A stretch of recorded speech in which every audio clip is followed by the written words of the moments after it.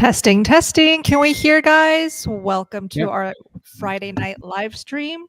Okay, I'm just going to let you guys know that, I think I just froze. Dr. Hampton will be joining us today. And can you hear me? We're good. I can hear you perfect. Yeah. Perfect. Okay.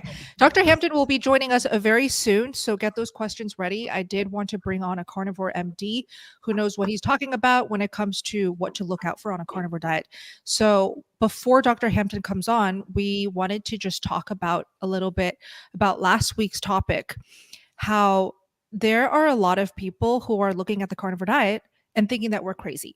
Right. And I wanted to just quickly continue that as we warm up. Let us know where you all are hopping on from. Welcome, welcome. Comment it. Do you guys know any real life carnivores personally? Raymond, you go first. So I never met a real life carnivore before I actually converted them. So, but I do know some that's kind of gotten on carnivore and off of it, with my coaching advice. And I've seen all kinds of great results right in front of me because of it. So those were nice to see. But yes, I know them because I created them, and they're less than a handful. Nice. How about you, Richelle? I do know a few, and a few, like Coach Raymond, have been conversions just from sharing my testimony, sharing things that have changed for me, that have healed for me. It gets people interested. I actually met a gal who used to be a carnivore, but it started because her parents were carnivores, and then she was having health issues. So she became carnivore, and her parents are still carnivores. They still ranch here in Texas. They still sell their meat. And I'm just like, these are my people. That is awesome. How about you, Adek? I actually started carnivore with my best friend together, just two of us, and there was really nothing in Holland about it. And she's ketovore now, but I'm trying to convince her to go back to carnivore again because she does believe in the results, but she has her weaknesses, but she does follow my advice occasionally. So, and yeah, I've had clients, lots and lots of clients who've turned carnivore too. Yeah.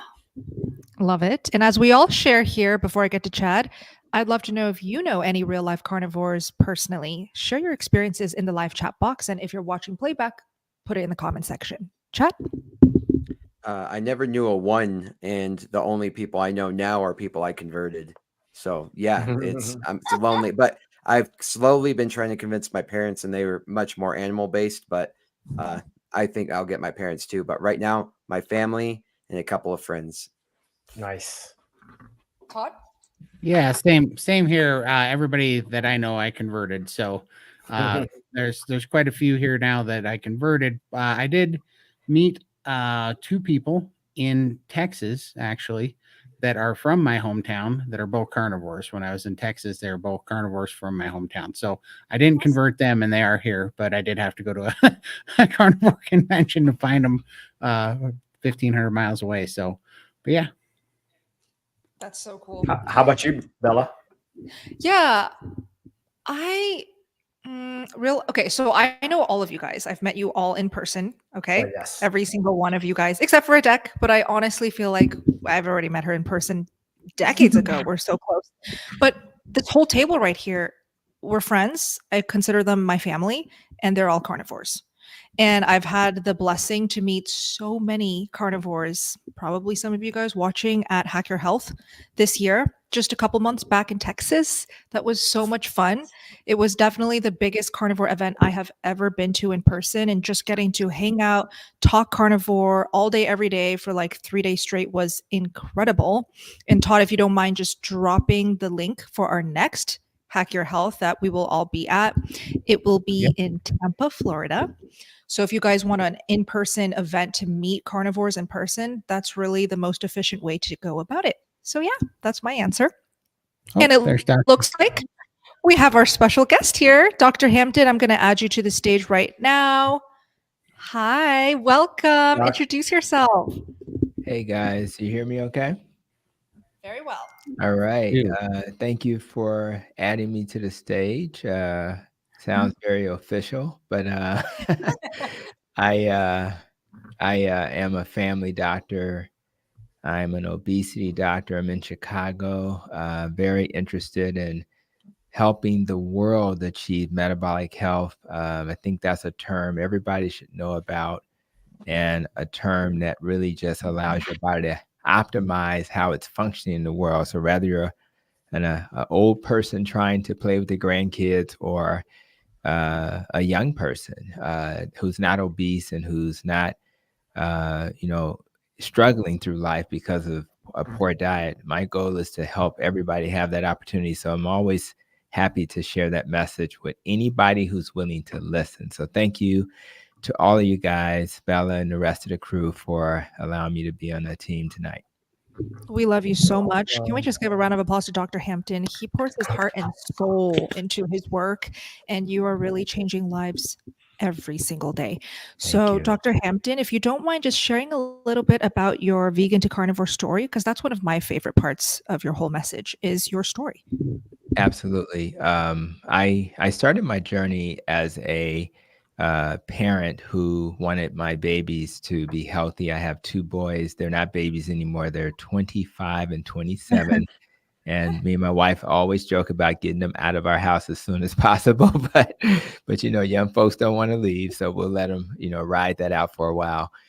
So when they were babies, I purchased a book with the goal of what is the best way to, help your kids be healthy. And the book was called How to Disease Proof Your Kids. I think it was Joe Furman, who wrote this book, I think. And that book was a plant-based book. So I went down the plant-based path. And once you type in Furman, you get Osteen, you get Esselstein, and you get these other plant-based folk, and they just become your family. I never questioned whether or not these experts were correct and scientifically correct. I just assumed they were correct. And I fell into the Blue Zones methodology. And for those who have heard of that, that's all observational. It does not show cause and effect. I fell into the other big studies that were done that suggested plants were the way to go, but they were all observational. So when I did the experiment, things felt better, I think, initially.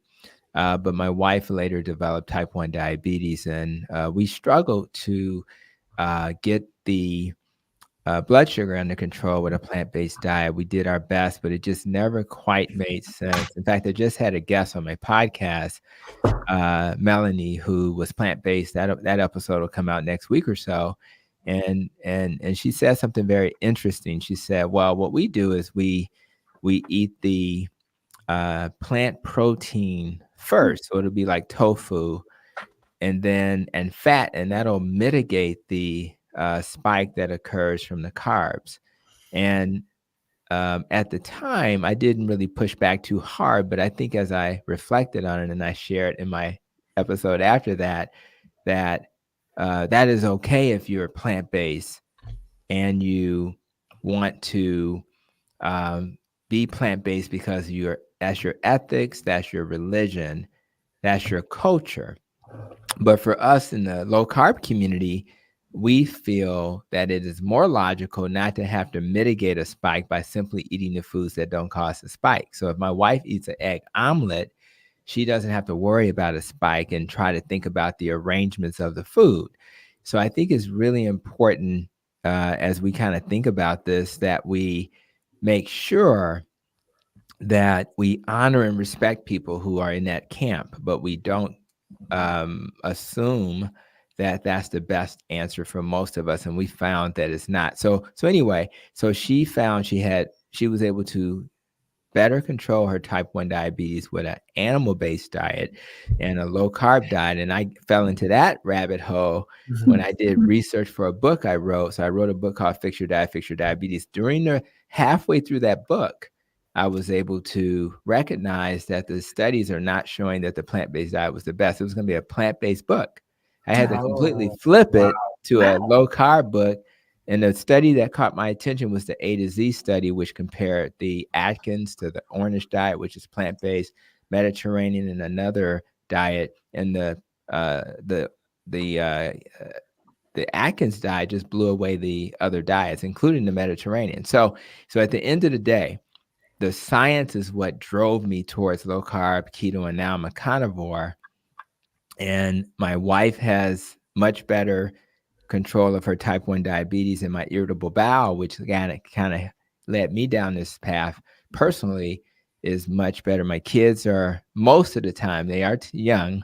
Most of the times they're keto and they feel much better. They're more productive. And our whole family has thrived because we have a dietary pattern that we don't have to chase spikes. We don't have to chase feeling tired. We don't have to chase that fatigue and that mental fog. All of these things are not going to allow you to be optimal. So I'm so happy I was able to make that transition, but it does tell you the importance of being careful about falling into those rabbit holes. You always want to be, if you're talking about politics, go look at Fox if you're always on MSNBC. You got to listen to both sides so you can then at least say, I've heard both sides. I may have an opinion, but now I can make a decision because I've heard both. So I try. That's why I had a plant-based person on my platform, because you want to always hear nuance and hear what they have to say. It'll either confirm what you believe or it'll challenge what you believe, but either way, you'll be better for it. So I love your open mindset. Thank you, Dr. Hampton, for sharing your story. So now we will take questions. And Todd, you're great at explaining how we do this, the Q&A portion. What are the rules? What do we usually focus on during these live streams? Go ahead while I prepare. Absolutely. Yep. So if you guys can make sure that you put 3 capital Qs in front of your question, it'll help us pull that through there really quickly so we don't miss your question. And of course, super chats always take precedent. And so you can jump the line with super chat. And other than that, we will get into it. And I have your first question when you are ready. I'm ready. Thank you, Todd. Yep, no worries. Hi, Jeremy. Okay, so Jeremy says, considering doing more man on the street interviews with Max, the beach video was so good. We can hear common objections and how you respond. #Vegas. You're in Las Vegas? Oh my gosh. Let's do a Las Vegas meetup for sure. Let me know where you are in Las Vegas if you're still there, Jeremy. I loved doing that video. It was at Venice Beach. And I basically just, if you didn't watch it, I just went on the streets of Venice Beach and I stopped strangers and asked them, do you know what a carnivore diet is? Would you ever go carnivore? And typically when I opened up with that question, do you know what a carnivore diet is? They start asking me questions like, no, I do not. What is it? And then I would tell them what it is. And there were these groups of girls. You can watch a video. I'll make sure to link it. They were like, no, that sounds so unhealthy. That sounds so dangerous. And I was like, sure, that's very, very, common to believe. But can you believe that I have been eating a carnivore diet for 6 years? And they were shocked. It was the cutest response. And then they started asking questions. And what do you know? They said that they would give carnivore diet a go. Oh, Wow. After that awesome. Way to go. On the Yeah. So I was just so impressed that it was California, the most vegan state in America, I think, right now. And yet there were still people who wanted to go carnivore after just talking to them with an open heart.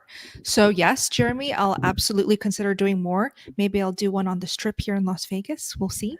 Cool. Thank you for the request. Yeah, and thank you. Yeah. Cool. That's awesome. Here we go.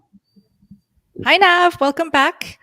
When I eat Vital Farms 90% grass-fed butter, I get a sudden surge of hunger, almost like hypoglycemia.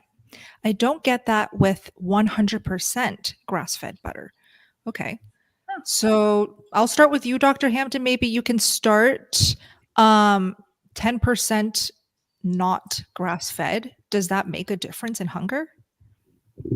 yeah, that is unusual that very nuanced difference would matter. We do know that fat is our friend and fat will make you full.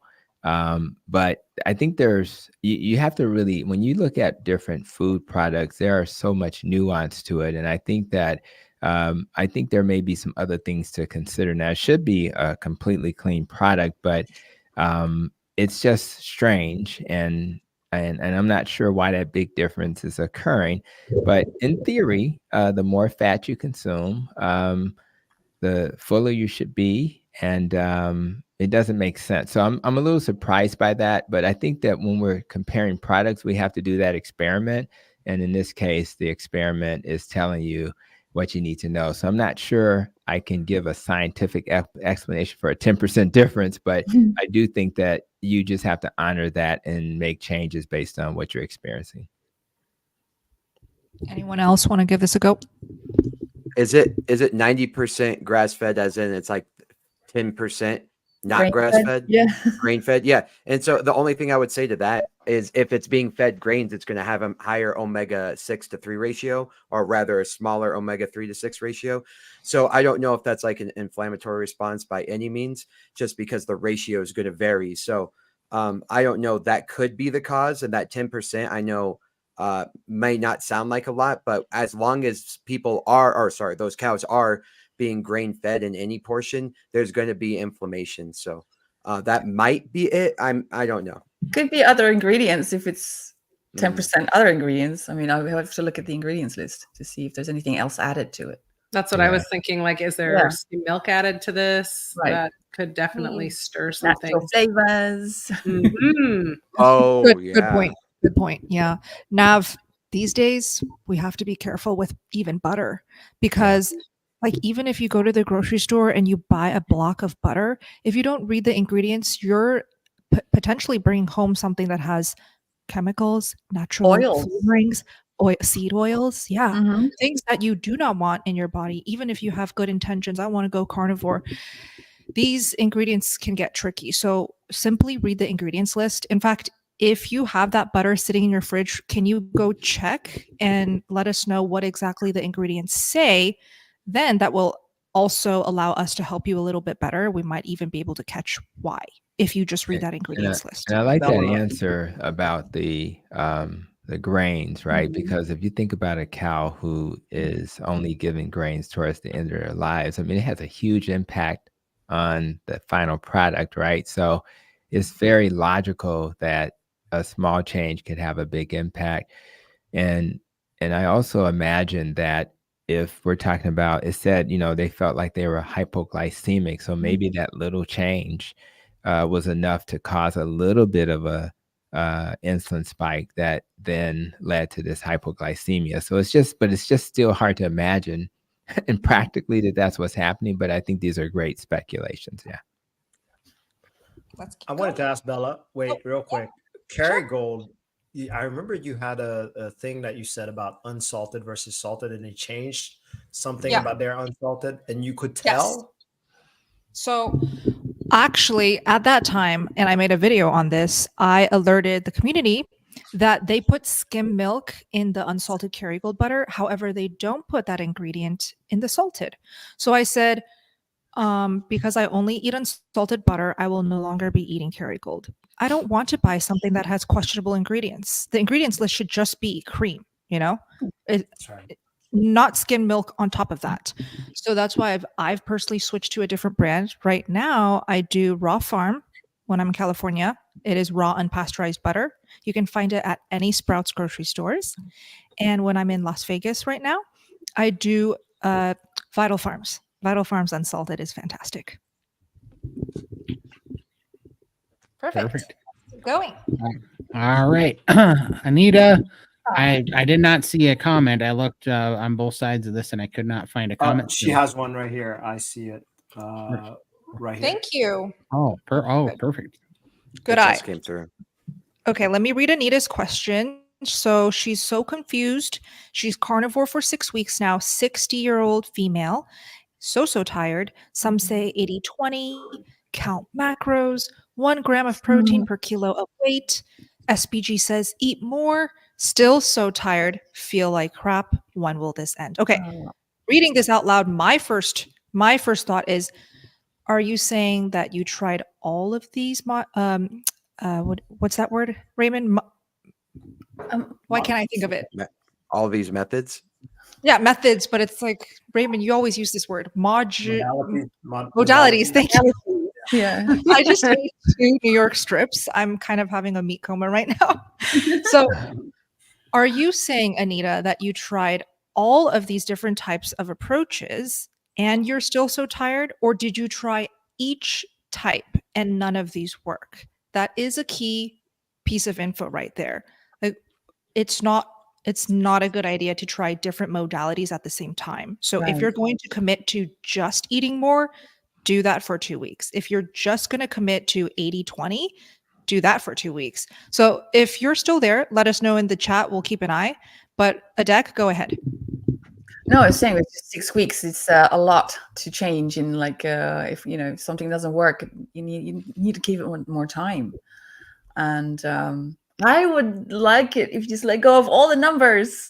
Just let go of the numbers, please. That's the start of eating freely and being able not to get so stressed about all the modalities. And that's the first step to getting to know your body better and your hunger cues better. Yeah. Yeah, I agree. I think 6 weeks is definitely not a long time. And I think how long does that adaptive phase occur? And obviously, if it's taking longer, and obviously we use keto flus and things like that to describe that. Maybe that's the issue. Maybe the electrolytes are necessary for some, where it's not necessary for others. And of course, some people need to bump up their dietary fat. So I just think, I do think this is pretty early. We have people making comments like this later in the game. So 6 weeks seems like a baby carnivore.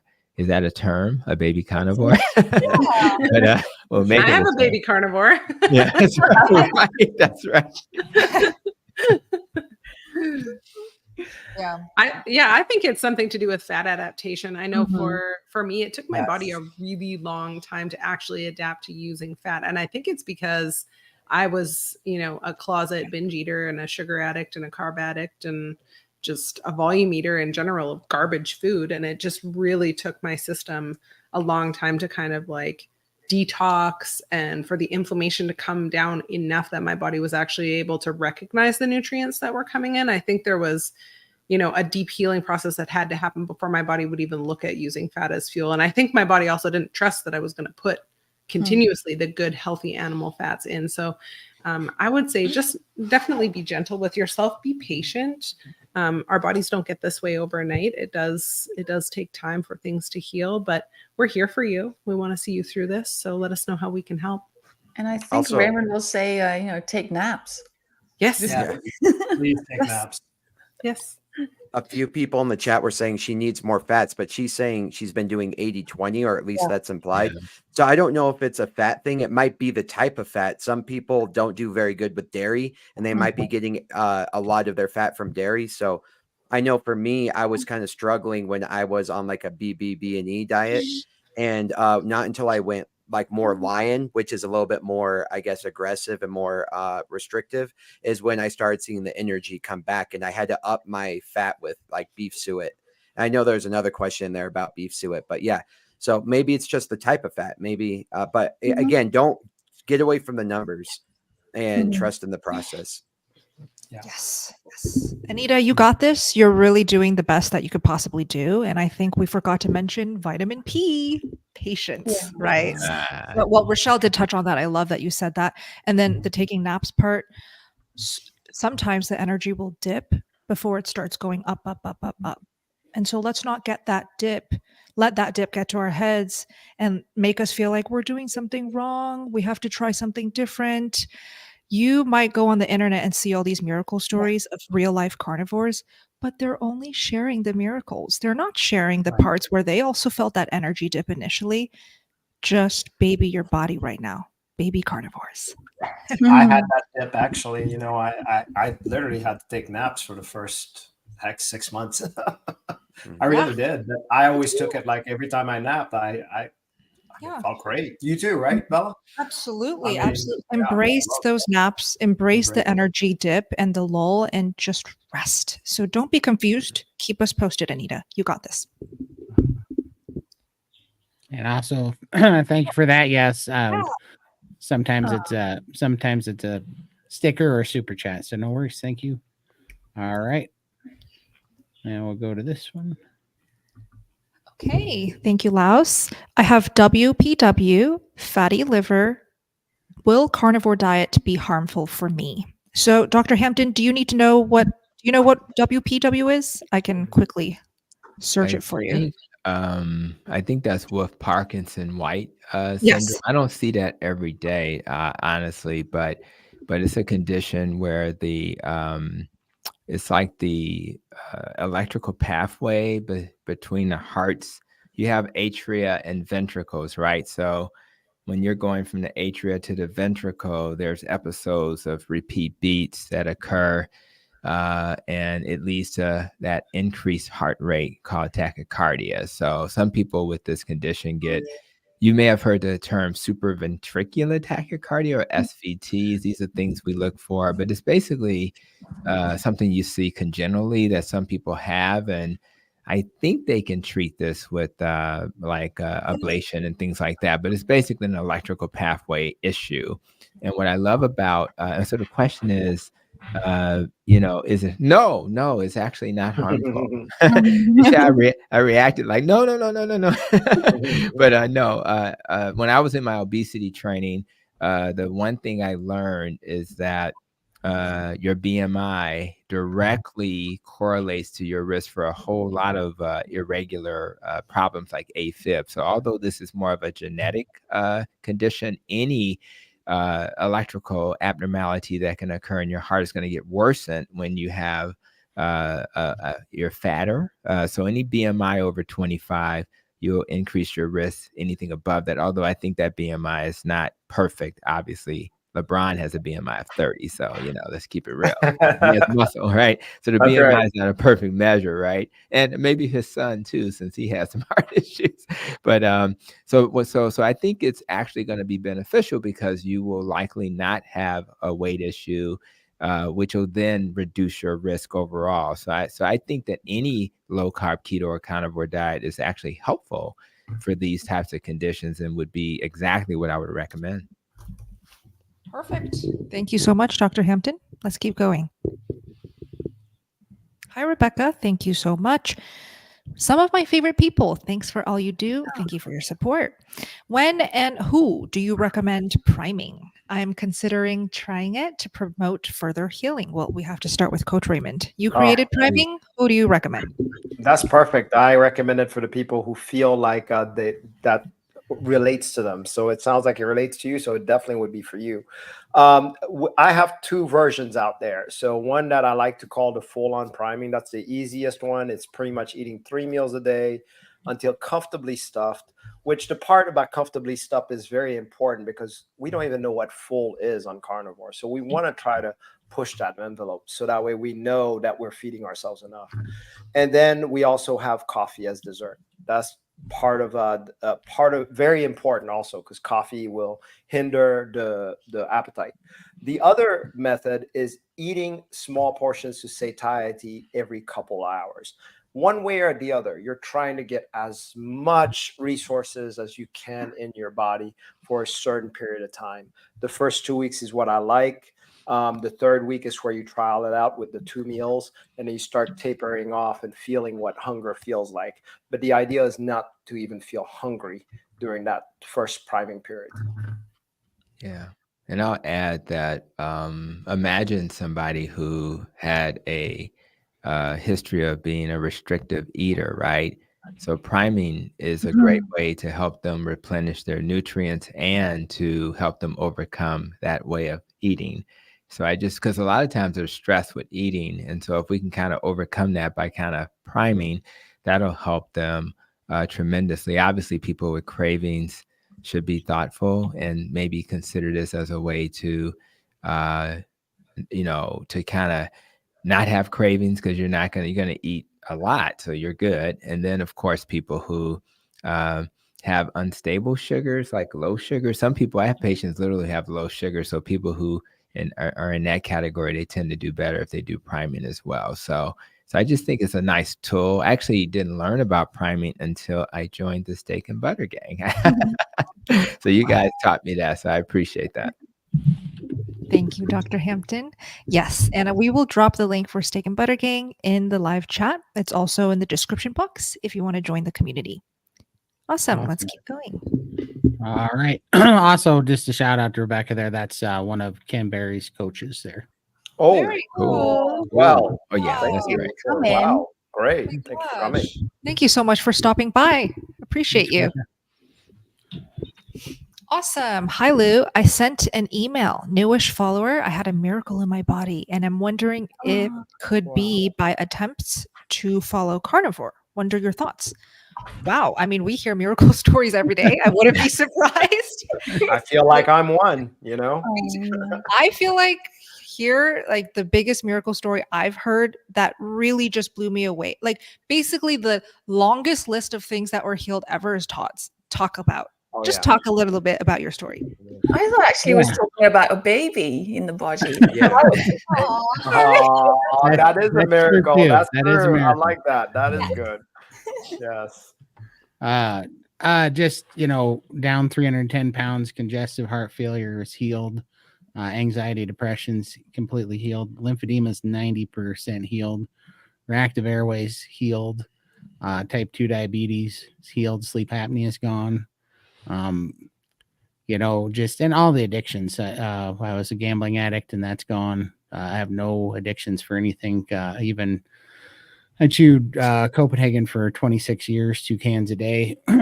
Quit all the nicotine, caffeine, sugar. It's all gone. You know, it was incredible. I mean, it really is like you're a new person. Like you're not even the same physiological person you were before. It's crazy. Right.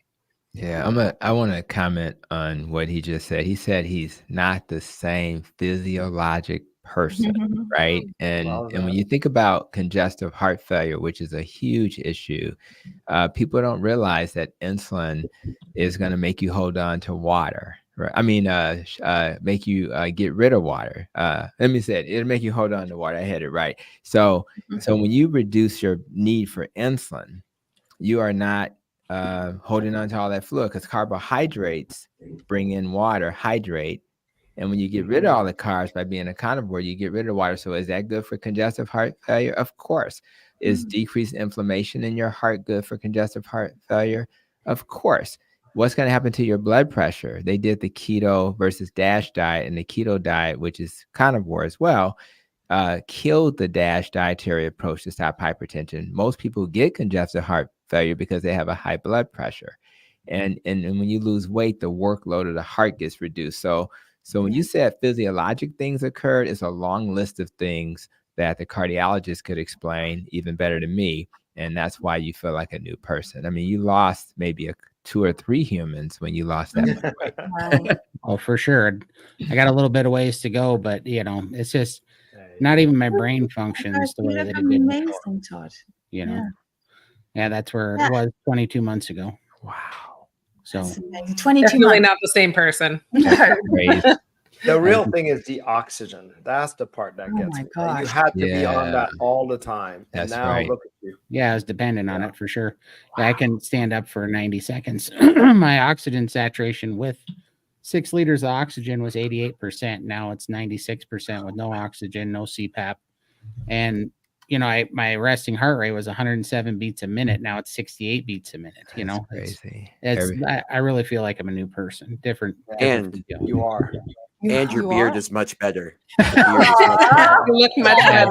I get to the You're mirror. growing baby hairs, aren't you, Todd? I am. It's weird. I was going to mention the baby rosy cheeks. He's just like a newborn baby, you know? Oh my God. Yeah. No, but it's crazy. Well, and the skin did get way better. And my brother's 13 months carnivore now.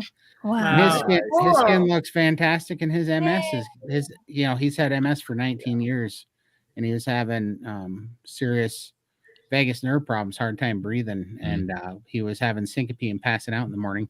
And after 13 months on carnivore, he's like, I think I'm going to beat this thing. He's got most of his nerve function back, and he stopped passing out. It's crazy. I mean, even just thinking that already is so positive, right? Like, I think I'm going to make it. I think I'm going to. Yes, the Yeah. hope it gives Exactly. you.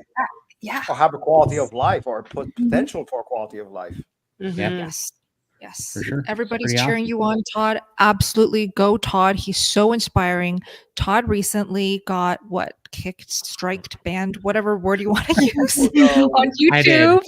Like, how can we I support you? That's a huge win already there. Rumble. We're gonna have to go to Rumble. Like, and I won't talk smack on everybody else's YouTube channels, but the fact of the matter is that I didn't say anything that wasn't a proven fact about some medications out there that are hurting people, Right. and they don't like it. So I think that the more miracles that we have, and the more that we try to tell people, the harder that we're going to get fought by some big, powerful companies that have a lot of money at stake. So we got to get on Rumble. We got to support us on Rumble, because it's the only place we're going to be able to help people, because the more that this affects the commercial industries, the more that they're going to come after us. I mean, I'm a little fish and they came after me. So I mean, not only that, but I had somebody come after my handles. Even they're trying to get my handles with a cease and desist order. So stupid things are happening. So we just got to get over to Rumble and just keep shouting. I'm honored, because that means it's working, right? Yeah. That means that we're poking the right bear. So no, but yeah, over at Rumble, the Carnivore Cure on Rumble, appreciate some follows over there, because that's where I think we all got to get. So Cool. Yes. for sure. You too, Dr. Hampton. Let's take care of our messages and our communities by expanding to Rumble. I'm in the process of doing Yeah, that. Yeah. I will definitely do that. I'm writing it down now. Wow. Appreciate it. Yeah. It's Ken Berry's over there, so that's good. Cool. Oh, Rebecca says, Dr. Berry, let me put this one up. Rebecca says Dr. Berry did a live today about informed consent, and he was doing a lot of tiptoeing around some stuff. Yeah, you kind of have to do that on this platform. So we definitely still want to spread the word on as many platforms as possible. We just have to be flexible, okay, Todd? So just be flexible. I know. And maybe try to. I know, but literally, because I got a warning, and then all that happened was me and Chad were live, and we got a question that point blank asked us about a certain medication that we know is harming people, and so we talked about it. Don't bend the knee, Todd. Don't bend the knee. No, we will not bend a knee to the woke mind virus. For sure not. Wow. What are your thoughts on all of this? Share it in the live chat. We will have to move on now. We have some. Okay. Yeah, I know. It's mind blowing. Lorraine, thank you so much. 90 days of carnivore next month. Round of applause to that. 90 days is not easy. You did it. Beautiful.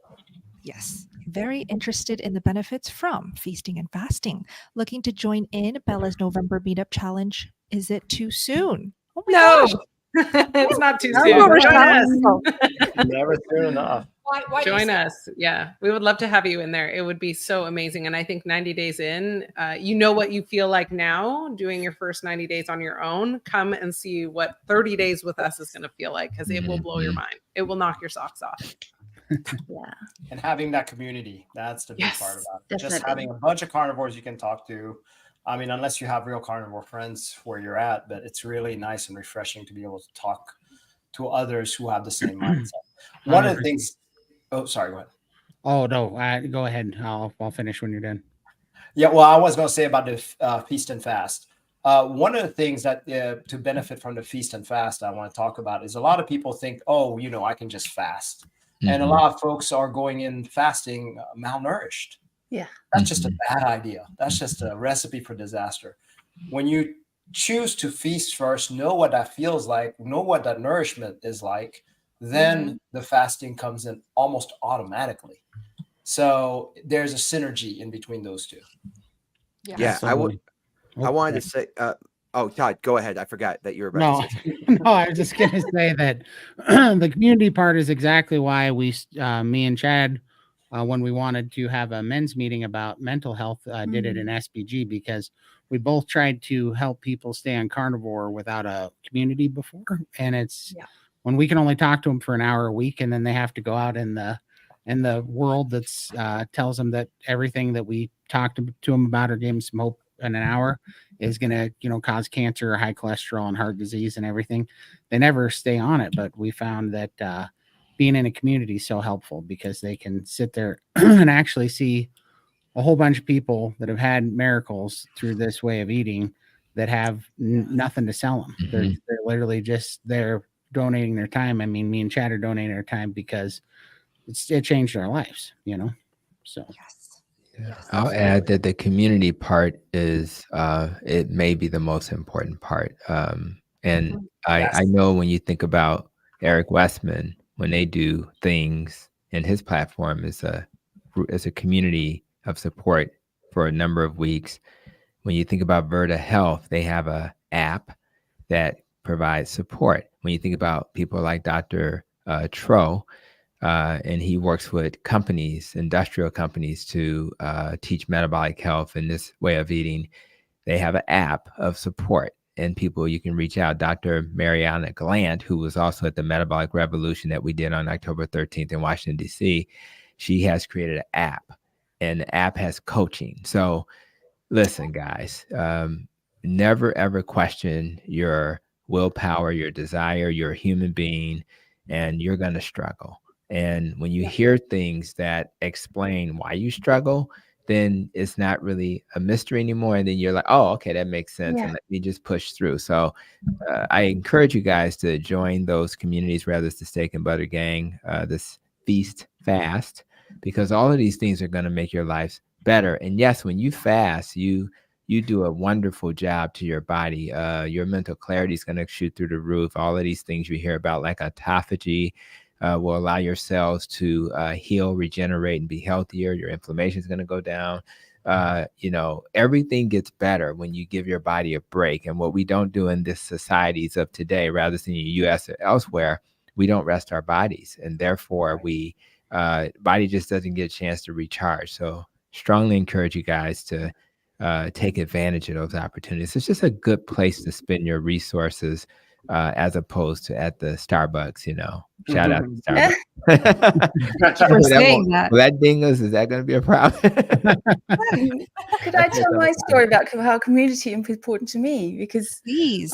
I started off alone as well, and then I joined the SBG, and that's when everything went well and everything, the community. And then I actually took a break last year, and I just needed to get away for a while, and I had to do it on my own. And even after 3 years, it was a struggle without community. Even after being a coach and having 3 years of community behind me, and now that I'm back, it feels so good. Because it does. I already feel I'm making progress again, just being in community. Yeah. So as a coach, it's nice to be in the community too. Well, I met all of these amazing carnivores thanks to online community. And there are so many wonderful private communities out there right now. You don't have to join SBG, but since you're here on this live stream and you're looking for one, you're lost, might as well, right? I just wanted to feature this comment that I saw in the live chat of one of our members. I felt like it was so sweet. If I can find it. Great. We have so many live chat messages. I think I lost it. But it was so good. Oh, well. Okay. So we start our next challenge in November 2nd. Okay. So you have now until November 2nd to catch our kickoff day. And then from there. Today someone joined today in our group, the first time in the meeting today. So, she's we just told her to watch the playbacks and just join all the meetings you don't have to start from the join beginning. now. Yeah. Perfect. Yes. Perfect. And also the benefits from feasting and fasting. You said you're very interested in it, and you're going to learn a lot about that. When your digesting is a super tax on the body when it comes to energy and resources. So when you fast, like once you start getting into a fast, you're going to start releasing everything from stem cells to BDNF, which is brain-derived neurotropic factor, HGH, which is human growth hormone, and your body's going to be able to send those resources that would normally spend digestion towards your health and recovery. So when you you have to realize also our ancestors built the cycle of getting a hunt and then eating like as much as they could. And what's awesome is protein and fat create satiety very quickly. And so they would kind of feast for a little while, and then they would go for the hunt, which might be a week or so without eating. And everybody in the tribe would be fasting for that period. And so our body is designed to fast and feast. It's not designed to graze.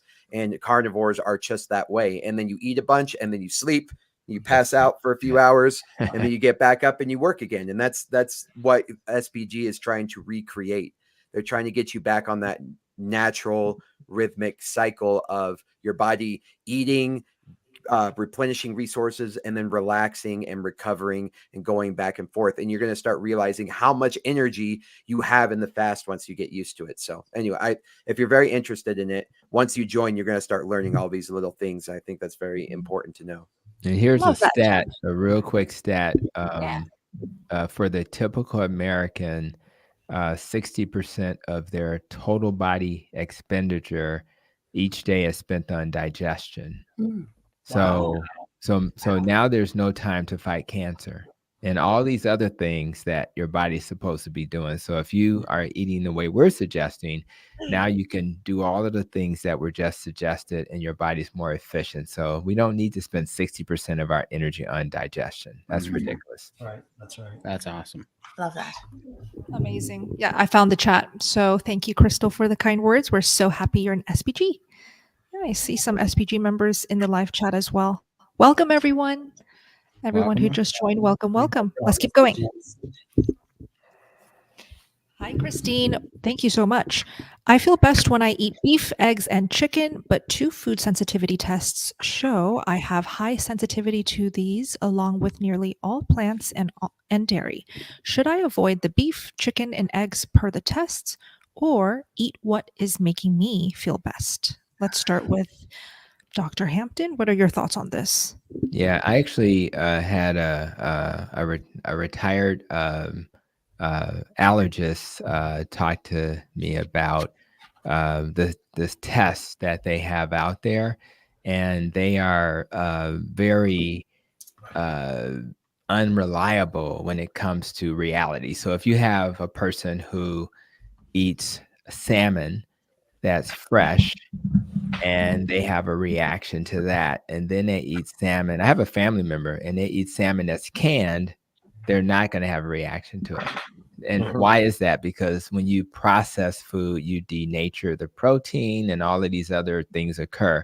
So it is not a great predictor of your real tolerance of food based on those tests. So should the test be considered? Absolutely. But in the context of the best test, unfortunately, is what happens in life and reality. So I would not use that as the litmus test. If you've been successful eating those foods in the past in the form that you've eaten it, you should be in pretty good shape. But if you've not eaten those foods, it's probably safer to test those foods in consultation with an allergist. There is a way to kind of expose you to it that's more realistic as opposed to what you see in those sensitivity tests.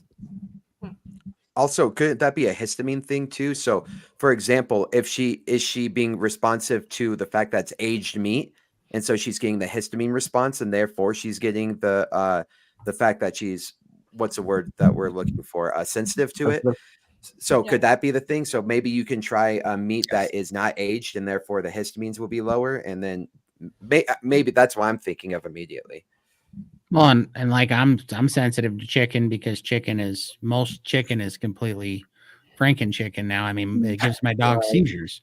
It does. So my dog has seizures on chicken. I won't touch it unless it's farm raised. And then the egg whites I'm sensitive to egg whites too. So I eat the yolks. So yeah, I think I don't know, all of those things other than beef. So yeah, it does sound like it could be histamine too. Yeah.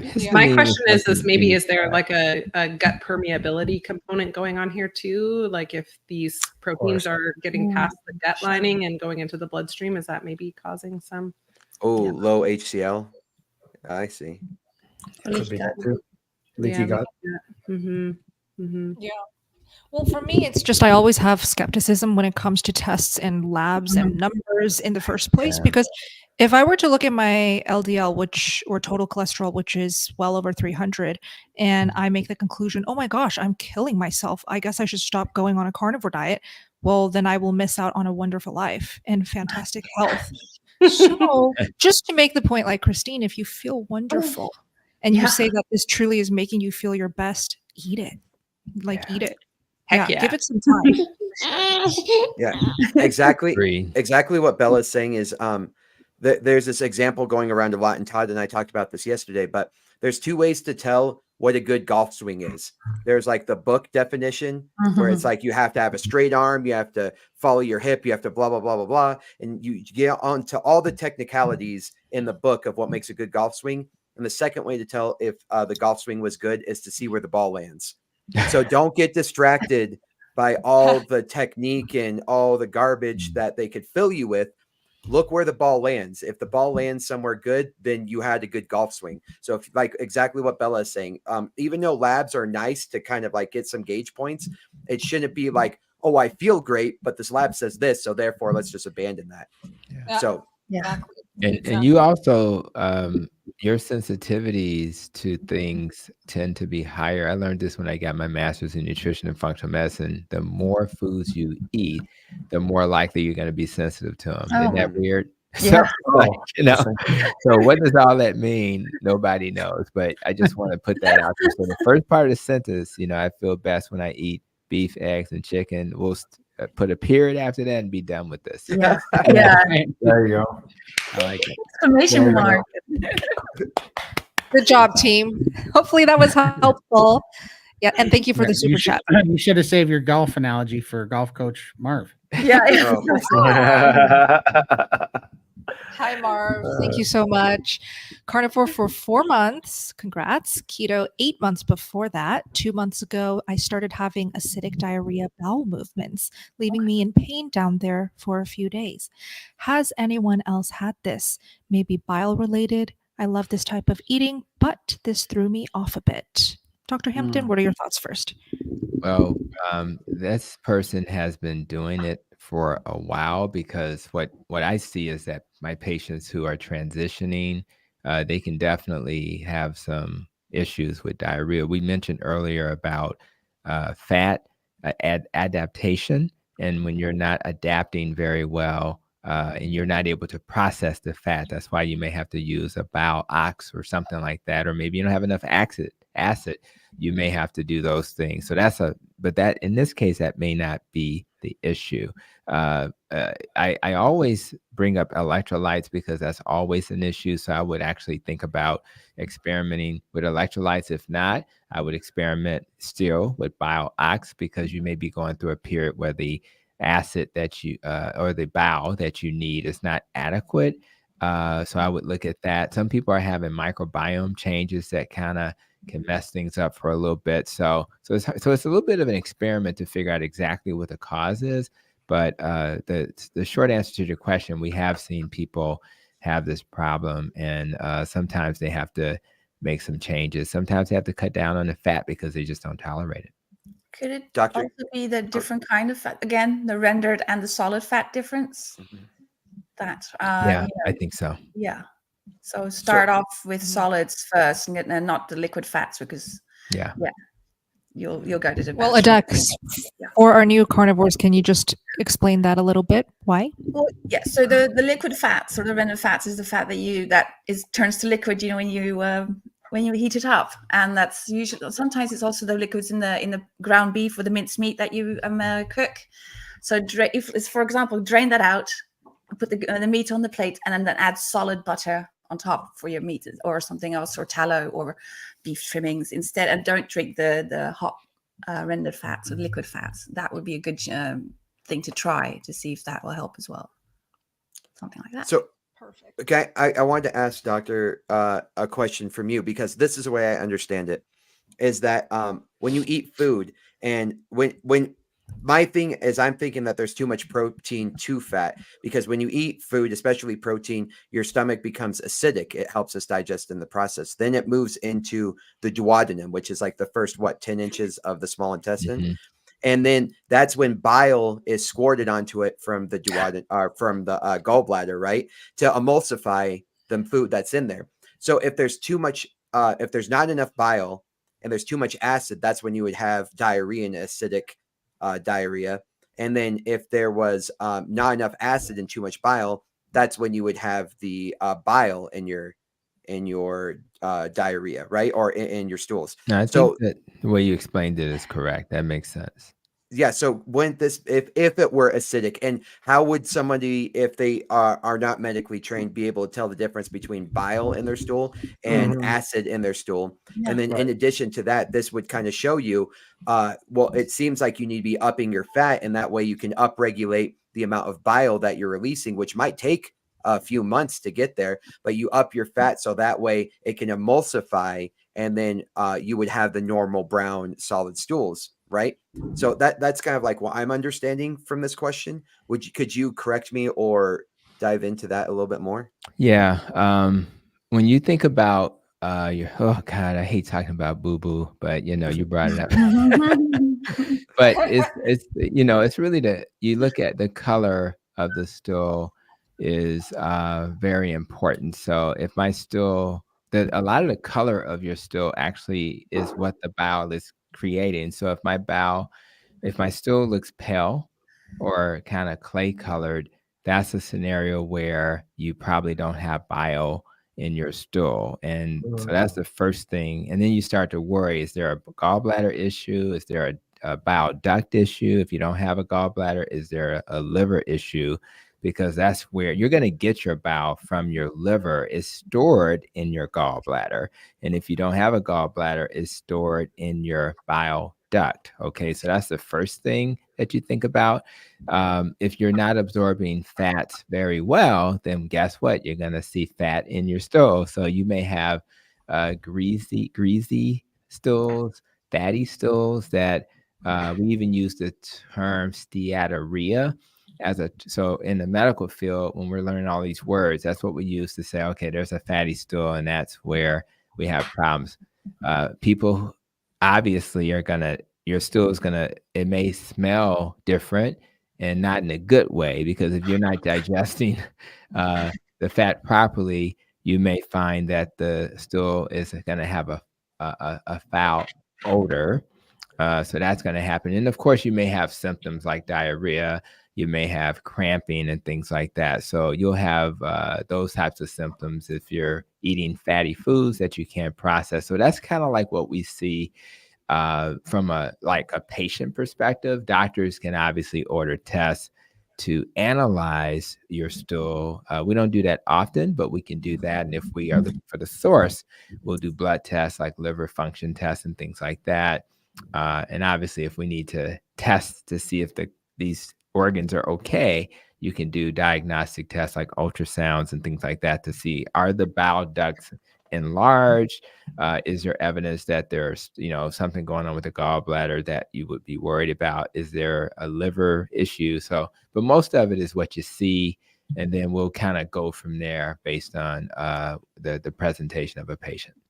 Also, if it wasn't an organ, could this be along the symptoms of like a protein poisoning, because they're making their stomach more acidic and their gallbladder's not being used as much, and so therefore you would see the acid. When you say poisoning, like excessive protein? Yeah, like rabbit poisoning. So when people would eat like too much rabbit, so it was too lean a meat and not enough fat, and they would get very sick, and they would have acidic poops, and they would get diarrhea and die. Isn't this so? Could one of the things that we might be seeing with him is someone eating too lean of a carnivore diet and not enough fat?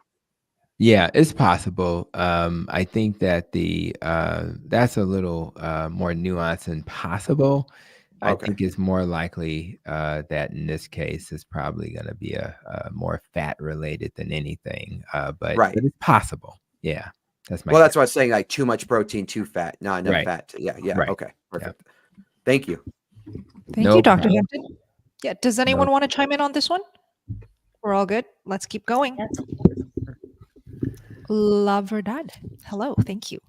43 days on carnivore. Congrats.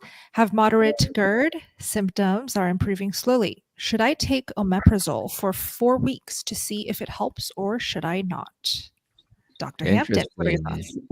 Yeah, it's interesting because omeprazole, proton pump inhibitor, is something we worry about because it is known to increase your risk for other problems that we worry about. Some are cognitive related, etc. But anything you do in the short term it's probably not going to be a big deal. So if you're saying, I always, and I say this all the time, I consider medicine bridge therapy. So if I'm in a fire, if Hurricane Helene or Milton is coming my way, I may need to do some things I normally wouldn't do to protect myself. So if I'm feeling really bad and struggling, then I may take a proton pump inhibitor like omeprazole, Nexium, etc. in that setting. A natural thing you can do for GERD is something called DGL. It's a licorice type supplement. It's a great supplement to you take before meals that'll help coat your stomach. So a lot of my patients who are not excited about medicines, they may take something like DGL because they worry about the nutrient deficiencies also, because a lot of times if you cut off the stomach acid, you're causing a lot of downstream negative effects. One is that you won't absorb B12 as well because you need the acid to absorb that. And us in the carnivore community, we need our magnesium. And believe it or not, you may have a lower magnesium level when you take those proton pump inhibitors. So, but the short answer to the question is that, yes, I think it's okay to take a medicine like that in the short term, but I would not take a medicine like that in the long term. And because again, think about those proteins that you need to break down with acid, and you've turned off the acid. Those proteins that are not broken down may get absorbed, particularly if you have a leaky gut, into your body. And those are the types of things that can increase your risk for autoimmune diseases. So because you'll absorb the proteins that may look like your body's proteins and your other body substances. And if your body attacks those proteins, then it's going to start attacking your body. And that's how you get an autoimmune disease. So we are very cautious about using medicines. And I think when these medicines first came out, the recommendation was to only use the medicines for a short amount of time. But for some reason, we've changed the rules, and now people are on these medicines chronically for years. And that's why they end up with all of these complications. So short-term use, 3 to 4 weeks, no big deal. Long-term use, probably not a good idea. Great. Perfect. Perfect. All right. All right, this is Nav again. My vitamin D has always been low, even though I have spent some time outdoors and supplementing with D. Can I mega dose vitamin D? Do I have to work up from low dose or start the high right away? 5+ months, carnivore here. Definitely doesn't need to be gradual. And I think you could probably go as high as 10,000 per day, which sounds really high. Most people if you get the typical vitamin D3 K2, it'll probably be 5,000 plus the K2. We need the K2 to usher the calcium that's being absorbed more efficiently because of vitamin D out of our joints, so we won't get arthritis, out of our arteries, so we won't get cardiovascular disease, because calcium can affect those two areas. So you then may want to, if you're in that 10,000 range, you may want to periodically get a vitamin D level to make sure that you're not going too high. But there's a rare person that's going to get too much vitamin D, but it's also a rare person who won't need to supplement with vitamin D. The supplements I take personally, periodically, electrolytes, I take vitamin D3, K2, and of course, the darker the skin, the more you have to think about this. I definitely try to get sunlight, but I'm in Chicago. I'm going to go see a Bulls game tomorrow. So we don't get a lot of sunlight like everybody else. And then I take omega-3 because I don't eat a lot of seafood. So I just think for carnivores who don't like seafood, who don't eat seafood, omega-3, a high potency omega-3, a quality one. I use Carlson's, would probably be recommended as well. But definitely, most of us need to think about vitamin D. We just don't get enough of it. How much sunlight would we need to get to not supplement vitamin D? Woo! Well, if you live in Florida and your skin is lighter than mine, they say 20 to 30 minutes is probably sufficient. But I have found that not to be true in practical experience. When I check people's levels, I don't care if they came from Miami or from Wisconsin, seems like everybody has a low vitamin D level. It just Really? seems like it. Yeah, I mean, but again, there's exceptions. But so we can do a little put in the comments. Was the Yes. last time you got Sure. your vitamin D Is check? it Was also it normal? is it also because of the seed oils that we're saying, you know, that we won't be able to absorb vitamin D because we Absolutely. And I think the quality of the vitamin Ds out there are not that great too. So you have to look into that as well. So it's just a lot of factors, and obviously the way we the food that we have is not what it was. So there's a lot of factors, but it just seems like 90% of the people when I check their vitamin D is low. Wow. Yeah, because couldn't the ratio be messed up? Like the same way vitamin C, everyone thinks that carnivores are going to get scurvy because we think we need an astronomical amount of vitamin C, but just turns out that carbs inhibit your absorption of vitamin C. And so it's kind of like a manipulated level that we need to reach. Is that also something that we have to consider with vitamin D? It probably is. I have not researched that personally, but I'm going to tell you, it would be interesting if we did another Harvard study on carnivores to see where they land, right? I mean, if you're like Dr. Boz and you're eating sardines every day, you know, does she really need to take vitamin D? And the answer is probably not. So I think it just depends on the quality of your carnivore diet. Are you getting enough from your diet? And the answer is even carnivore, which is very simple, has nuance, and it's not as complicated as being a vegan where you have to really think about things. But I think there's nuance to it, and we could probably do better. I mean, if you just ask the average person how they're eating, maybe they're not eating a high quality diet, you know? Yeah. Love it. Thank you, guys. And everyone watching the live stream, put it in the comments. Do you currently supplement with vitamin D right now? Feel free to share that. Awesome. Hi, Terry. Good to see you. Hope you're doing well. Terry's in the Steak and Butter gang as well. This is for you, Todd. How long did it take for sleep apnea to resolve? Did you use a CPAP? If so, how did you know you could sleep without it? Thank you. I did. I used Panasonic, I think it is, CPAP, and it had it's got a little readout on it that tells you how many times you quit breathing a minute, you know.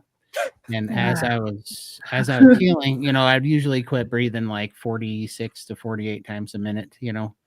And then as I was doing carnivore, that number started going down and down and down. And my, you know, I mean, I did a lot of things. I did the Wim Hof breathing stuff too, really seemed to help. I got a bed that kind of propped me up a little bit too. That helped. And then I started using that. But ultimately, about, I think it was on month 9, those instances started going down to like 1 or 2 a minute, you know, where I'd stop breathing. And then when I got down to that, I started waking up at night and I had pulled the face mask off my head. My body was not wanting it anymore. I think it was actually keeping me from breathing normally at that point. So I'd wake up and I'd pulled it off. So finally at month, you know, about month 18 was when I finally put it away. I was just like, I'm not this. I was still using it because it would put me to sleep. I was used to the noise. And so there's something about the habit of it that would put me to sleep, but I'd wake up and I'd ripped it off. And finally, after 18 months, I put because it was hooked to oxygen too. It had an oxygen hose.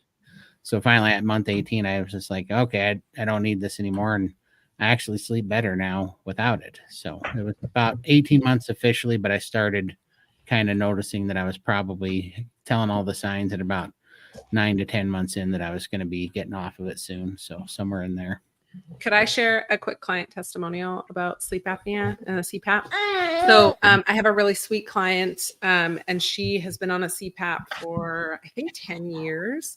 And she went carnivore in about 3 months, and she was able to get completely free from using her CPAP. So for her, obviously, it's a very different situation than from Utah.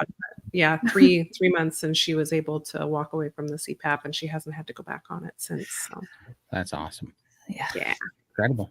It could be nearly 100%. Like Todd had a longer journey, and where he started is not where most people start in terms of where he was. But I'll be honest, guys, there's probably no other remedy for sleep apnea than weight loss. And almost all my patients who actually have success with this dietary pattern they get off. And we're talking about tons of money saved. We're talking about partners who can maybe now sleep better because they have to listen to the machine too. Just so many. I mean, imagine you're a 30-year-old single person who has to use this machine, and you have to go home with your new date, and you're having your first sleepover. Seriously. Right. And you have to face that, right? And taking that away and not having to, because these are the things that people who have it think about. We don't think about it if we never had this, but just imagine what that's like. And you're now giving them a new lease on life. Maybe don't even date or go to the next phase of the dating because they're worried about how people are going to react to that. So when you make these lifestyle changes, you change lives in a way that is hard to just describe on a live stream. It's just an amazing thing. And all we're trying to do is restore hope for people who have been told by some doctor who never learned this stuff, you're going to be on this machine for the rest of your life. Wow. And the reality is that's just not true. I'm just happy for Todd. Yeah. When you're saying that, I was thinking of the dangers of CPAPs. I have a story on my YouTube channel that everybody thought was funny, but it was honest to God truth, where one night my bed's pretty big and I had to pull the CPAP onto the bed. And one night it was wintertime, my dog sleeps in the bed, and I threw my blankets over the dog and over the CPAP machine. And then she was having a bad night and she cut cheese under the covers. And then it blasted. Oh, So yeah, Oh my gosh. about the dangers of CPAPs. do not put them Dogs under, and CPAPs. under the covers with the dog. So I was laughing when he said there are some unknown dangers with CPAPs. I was like, that's the truth. Also, I always think of a CPAP like, think about our like 50 years ago. Could you imagine like our ancestors and our early ancestors? Like you can't sleep without this super complex machine. Right. It just doesn't make sense. There's like it's a deformity. It's a change that it's not natural. The fact that we're making this normal and this is like a natural part of life just doesn't make sense. It should be a huge signal to us that like, hey, a ton of people need this to sleep, that there's something wrong with our environment, that you like one of the most natural things you could ever do is freaking sleep. Right? Like if you need the assistance of technology and the technology is fear mongering you, telling you how many times you don't breathe at night, like adding to the stress of you're about to go to sleep and not breathe again. Like it's a weird cycle. It's interesting that we've gotten this far. Yeah. Bella, can't hear you. You're muted. Sorry, guys. So Richelle here needs to say goodnight. So let's first send her off. Love you so much. Thanks, Thank you for joining our live everyone. Good night, today. Richelle. Thanks for Love joining. you guys. Good night. Putting the Love carnivore baby to bed. Yeah. Bye. Thanks. Bye, Michelle. And Dr. Hampton, I also don't want to keep you. Thank you so much for your time. Were you able to stay a little longer or did you want to also hop off? I got a little bit more time. That beautiful lady is working. My wife's a pharmacist, Walmart pharmacist, and she's working late. So I'll have another 30 minutes or so. We should be good. That's all right. Fantastic. Lucky us. Legal drug dealers. That's right. That's it. That's right. That's who I hang with, my friend. That's right. Easy. This is how I got in the gulag on YouTube. Oh, sorry. Oh, yeah. Okay, right. Now you started all this and got you banned, Todd. I get it. No, I mentioned the wrong thing, and Todd just took it. He knew all the facts. That's how Todd works, though. No, it was epic. Him. I didn't realize that it would get us in trouble, but yeah, now I know. Rumble, guys. Click on the link in the description box. Todd's Rumble is down there. Thanks Let's so keep much. going. Yeah. Jules T, thank you so much. I love you guys and the work you do. Thank you so much for the support. Love you back. Ideas to deal with slow digestion or lazy bowel. So what does it mean when somebody says lazy bowels? Does it just mean like the bowels are not moving quickly, because on Motility. carnivore that actually just happens naturally. You just don't Yeah, poop it as does. much.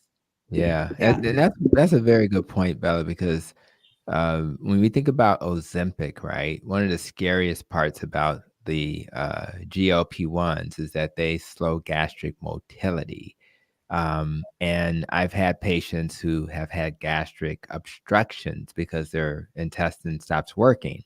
One of the side effects of uncontrolled diabetes is that it messes up your nervous system in your stomach, and you can get gastroparesis.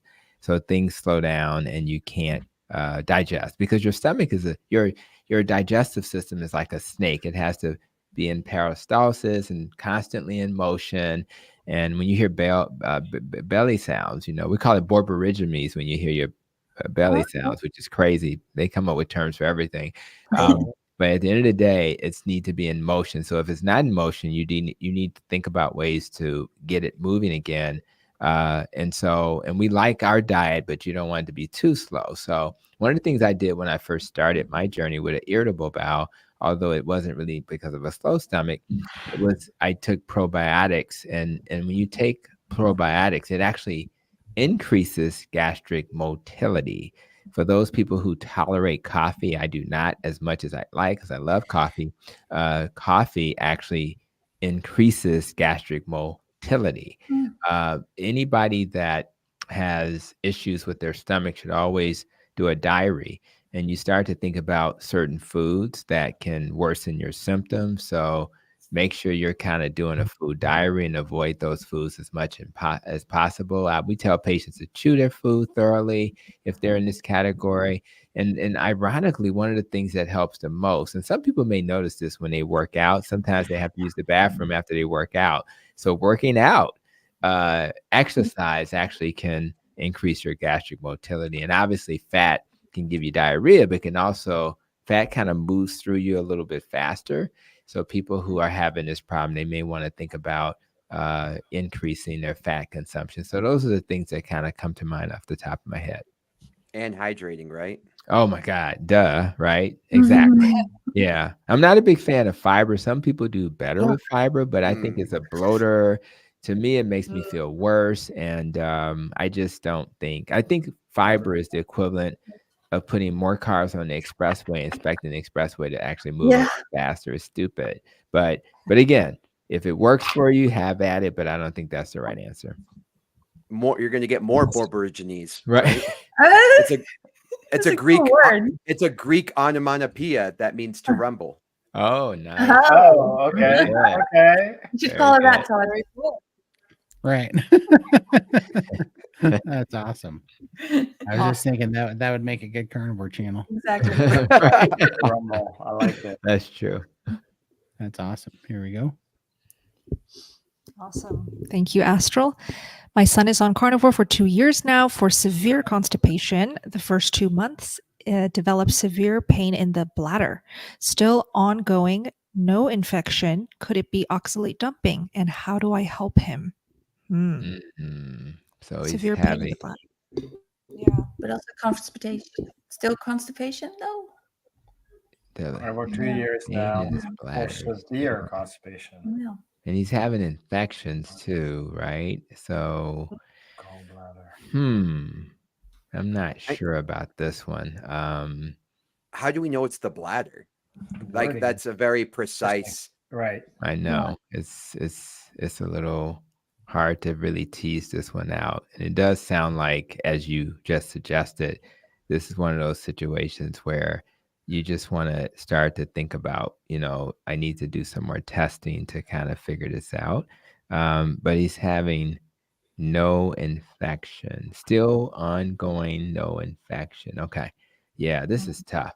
And I think this is one of those situations where you have to start to have a conversation with the doctor to this is a son. So it sounds like a very young person. Whenever we have patients who are having constipation and they're not getting better, we start to think about, we may have to have the gastroenterologist to take a peek to just make sure there's no structural stuff going on.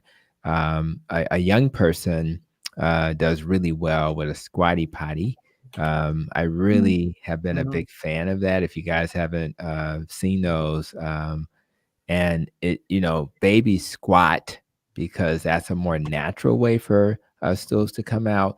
So since this is a young person, I would absolutely make that investment on Amazon just to get that going. Make sure he's highly hydrated, and then get a gastroenterologist to take a look, just a pediatric version, of course, to take a look. So yeah, that's how I would approach that.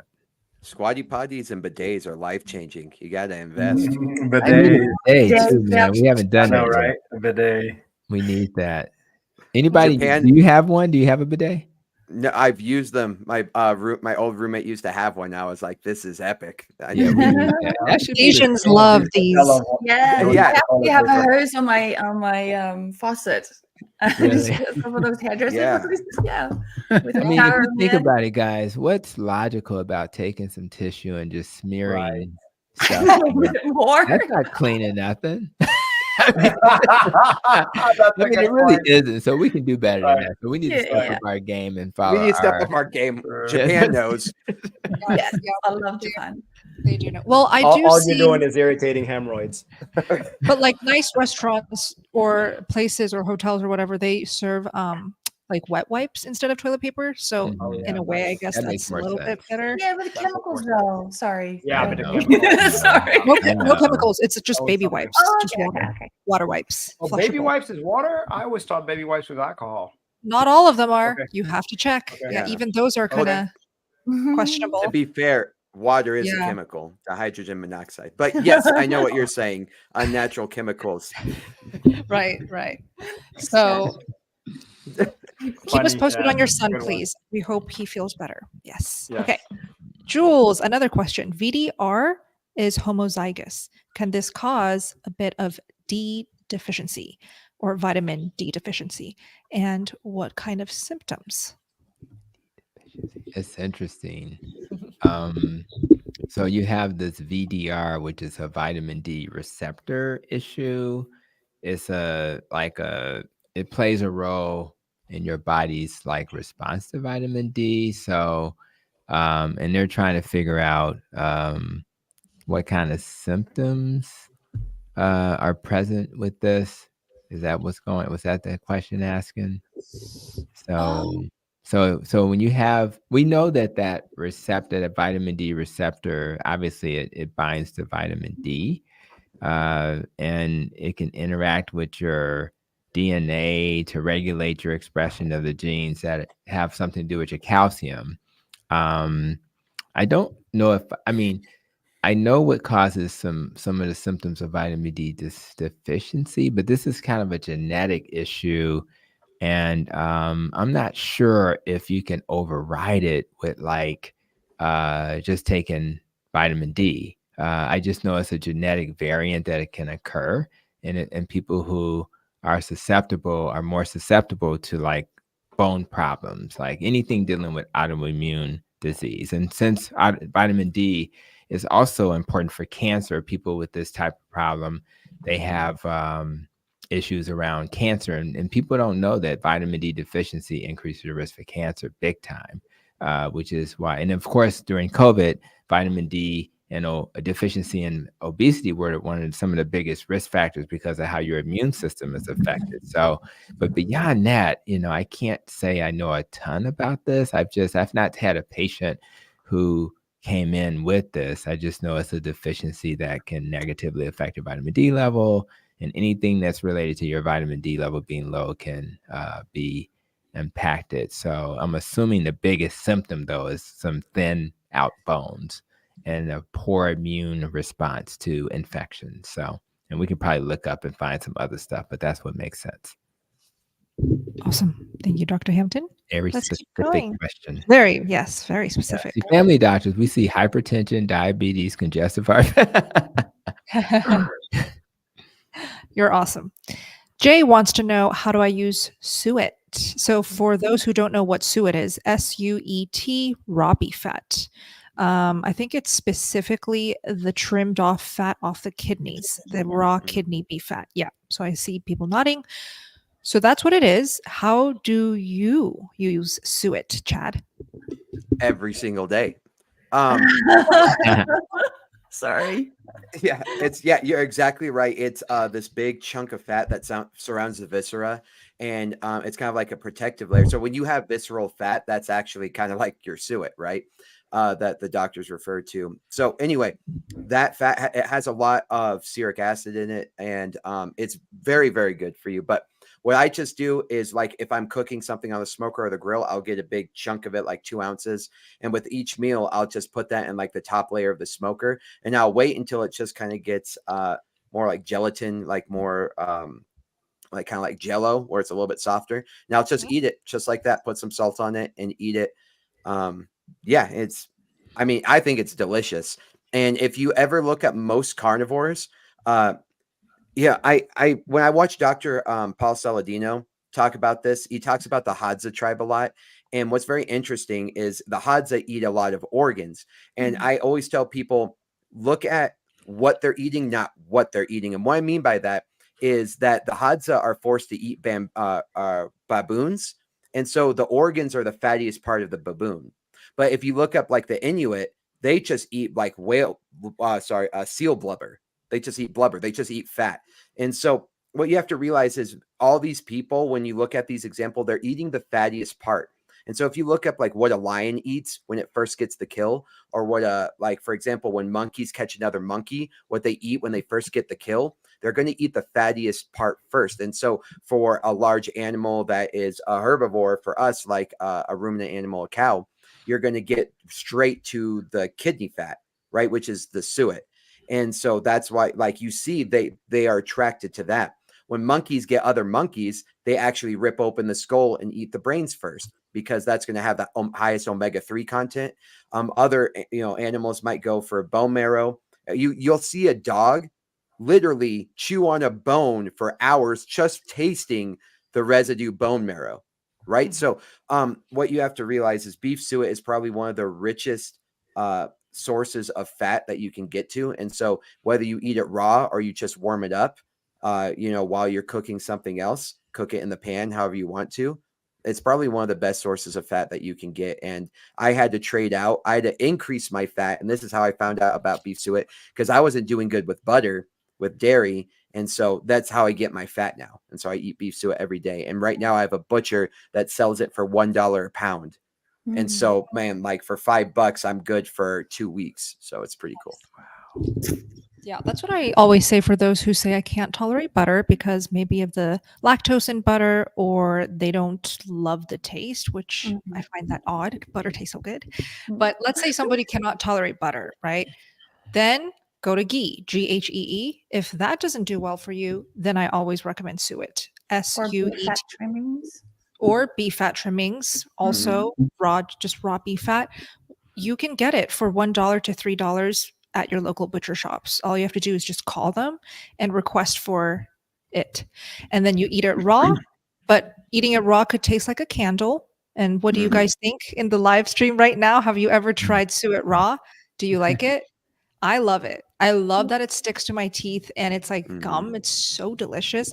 But if you can't handle that feeling in your mouth, you can air fry it. I see so many carnivores call it carnivore crack.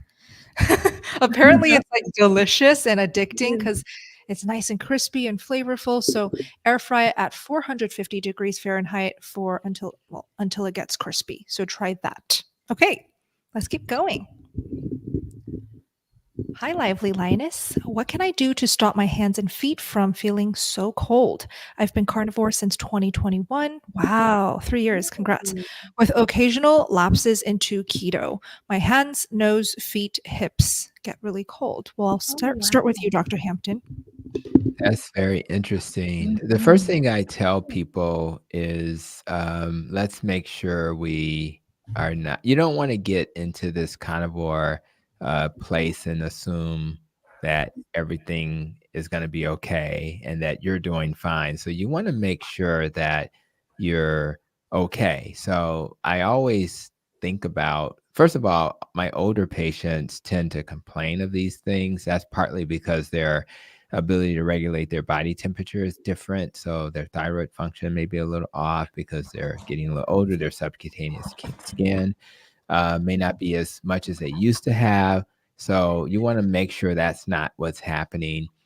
You do have people who actually have medical conditions like Raynaud's. You've heard of that probably. And when they get exposed to certain temperatures, they may over respond and they feel cold in a way that they shouldn't. It may even make, so if your hands get a little bluish when you feel that sensation, you may have to see a doctor to talk about Raynaud's. If it were in the lower extremities, you worry about peripheral artery disease and those types of things. So I think the first thing is to understand it could be a medical issue. Also, if a person has conditions like diabetes, and you think about neuropathy, because your nerves is what makes you feel hot or cold, right? So even though you may be healing with carnivore or keto, when you're changing, because your body likes to be like in a homeostatic, it wants to stay the same. So when your sugars are improving, sometimes your nerves get a little irritated, which is really bizarre. And that could give you those symptoms as well. Obviously, your thyroid can be an issue as well. You can be anemic. So you're going to want to do your standard panels to make sure that all of those things are okay.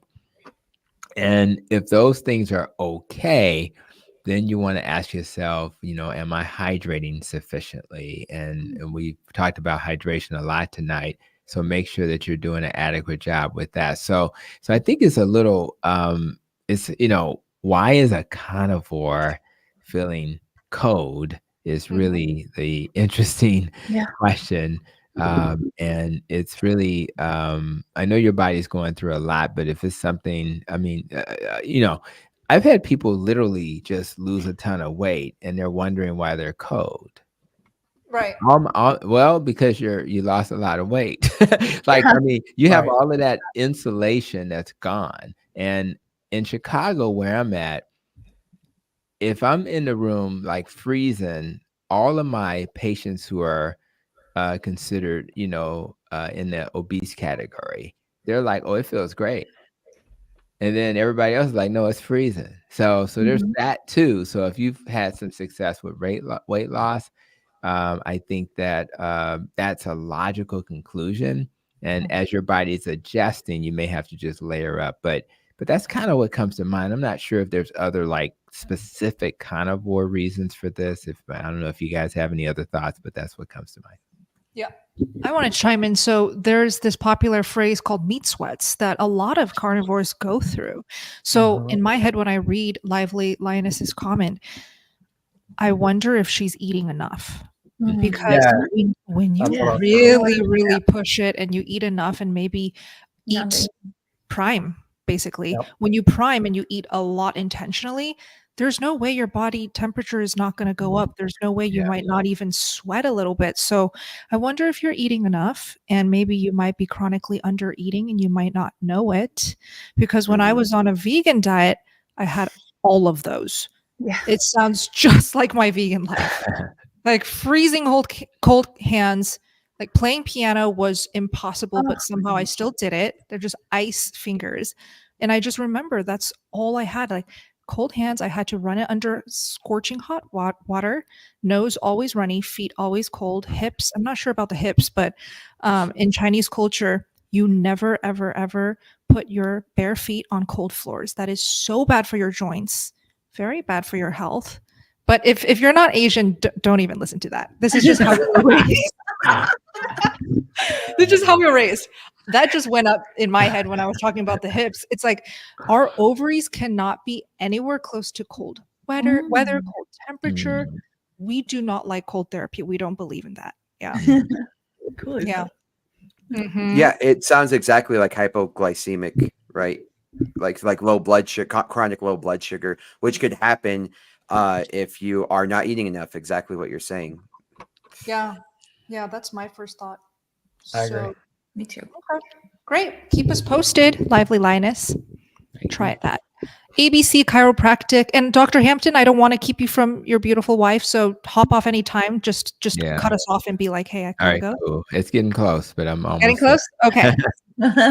Gotcha. So ABC says I'm 2.5 months in, going really well. Yay, congrats. My feet are now feeling like I've been wearing bad shoes. Really, really sore. Help. Any ideas? Todd, any ideas? Bad shoes. Man, bad shoes. They hurt. Mine's been going really well. My feet are now feeling like I've been wearing. Well, I bad called on you, Well- Todd, because maybe it could be like lymphatic. Well, it could be because so what I was thinking, because I had to reread that, but I had neuropathy from lymphedema and swelling, and it was the craziest thing because my legs were numb, my feet were numb, I couldn't move my toes individually, and those type of things. And when I started healing, I was getting feeling back, and it wasn't pleasant at first at Right. all. It was painful. And so I was wondering if maybe I have some neuropathy and something's feeling funny, because it went from feeling like things were weird, like my feet were sore, to feeling like the bottom of my feet were on fire, for days. Mhm. There, yeah. So Yeah. that's what I was wondering, if maybe some neuropathy is healing or something. Yep. Yeah. But it's likely, again, we talked about how when you're making these changes, you may feel worse before you feel better. When I have patients with these types of symptoms, I do think about neuropathy. And if I were to supplement for this, I would recommend, although it's not animal-based, I would, again, herbs are medicine. They're just more natural. So we do it temporarily. Some people will take turmeric temporarily to reduce the inflammation. If you do that and you tolerate it, the brand that I recommend is Meriva, Meriva, because it's the most potent brand that you can get on the market. It's on Amazon. I would also recommend, we talked about vitamin D3, K2. That's another thing that's probably going to help your nerves. And the last thing are the B vitamins, the Bs, B6, B12. They're very helpful. If you get a really high quality, maybe food-based B complex vitamin, that may help just to mitigate the symptoms temporarily. I anticipate they will go away eventually, but it may just give you a little bit of a little help for a few months until things settle down. Paula in the comments said it's typical oxalate dumping symptoms. Okay. Yeah. Impossible there. I want to say that, from what I've noticed going through my carnivore journey, there would be on and off issues that I would have. For example, like my feet would have those, sometimes I'll get pain. I'll get my heel spurs really acting up. These last typically about 2 weeks. Then all of a sudden it's silent for a little bit again. And then it starts again. But it's like later on, it's almost like it's working on some part of my body and then just stops. It's the weirdest thing, but I don't know how to explain it. That happened to my mid back. That happened to certain other areas in my body. But I never felt like it was so bad and torturous that I had to go to a doctor, but it was just uncomfortable. So I just want to let you know that's been my experience, and I've noticed that in some other people too. That's good. Thank you for sharing that. Thanks so bring a much. lot of help. Perfect. This is for you, Dr. Hampton. Hopefully you can take this one. Viking Cat says, carnivore isn't working for me. I was diagnosed with familial hypercholesterolemia, now type 2.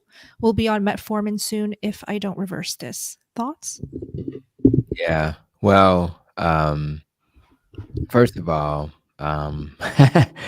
metformin is okay if you are concerned about your blood sugar and you need it for bridge therapy.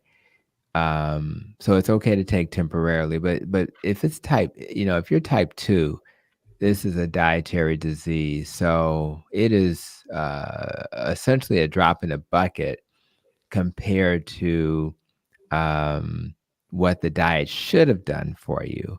I'm really surprised that the diet has not done your diabetes a much better service than what you've experienced, because almost all my patients who enter this dietary pattern will do just fine.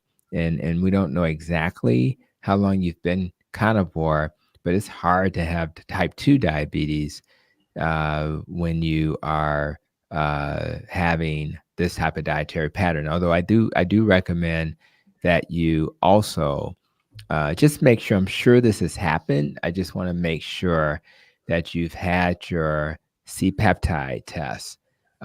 You've had your antibodies to the islet cells, so that way you can make sure that you're getting all the things that you need. Now, when you're dealing with familial hypercholesterolemia, that's when we do want to, because that's a genetic disease.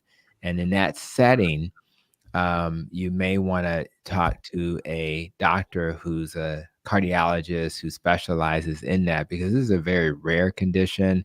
And it does increase your risk for cholesterol deposits in your arteries. So I think that that's a real thing that you may have to deal with.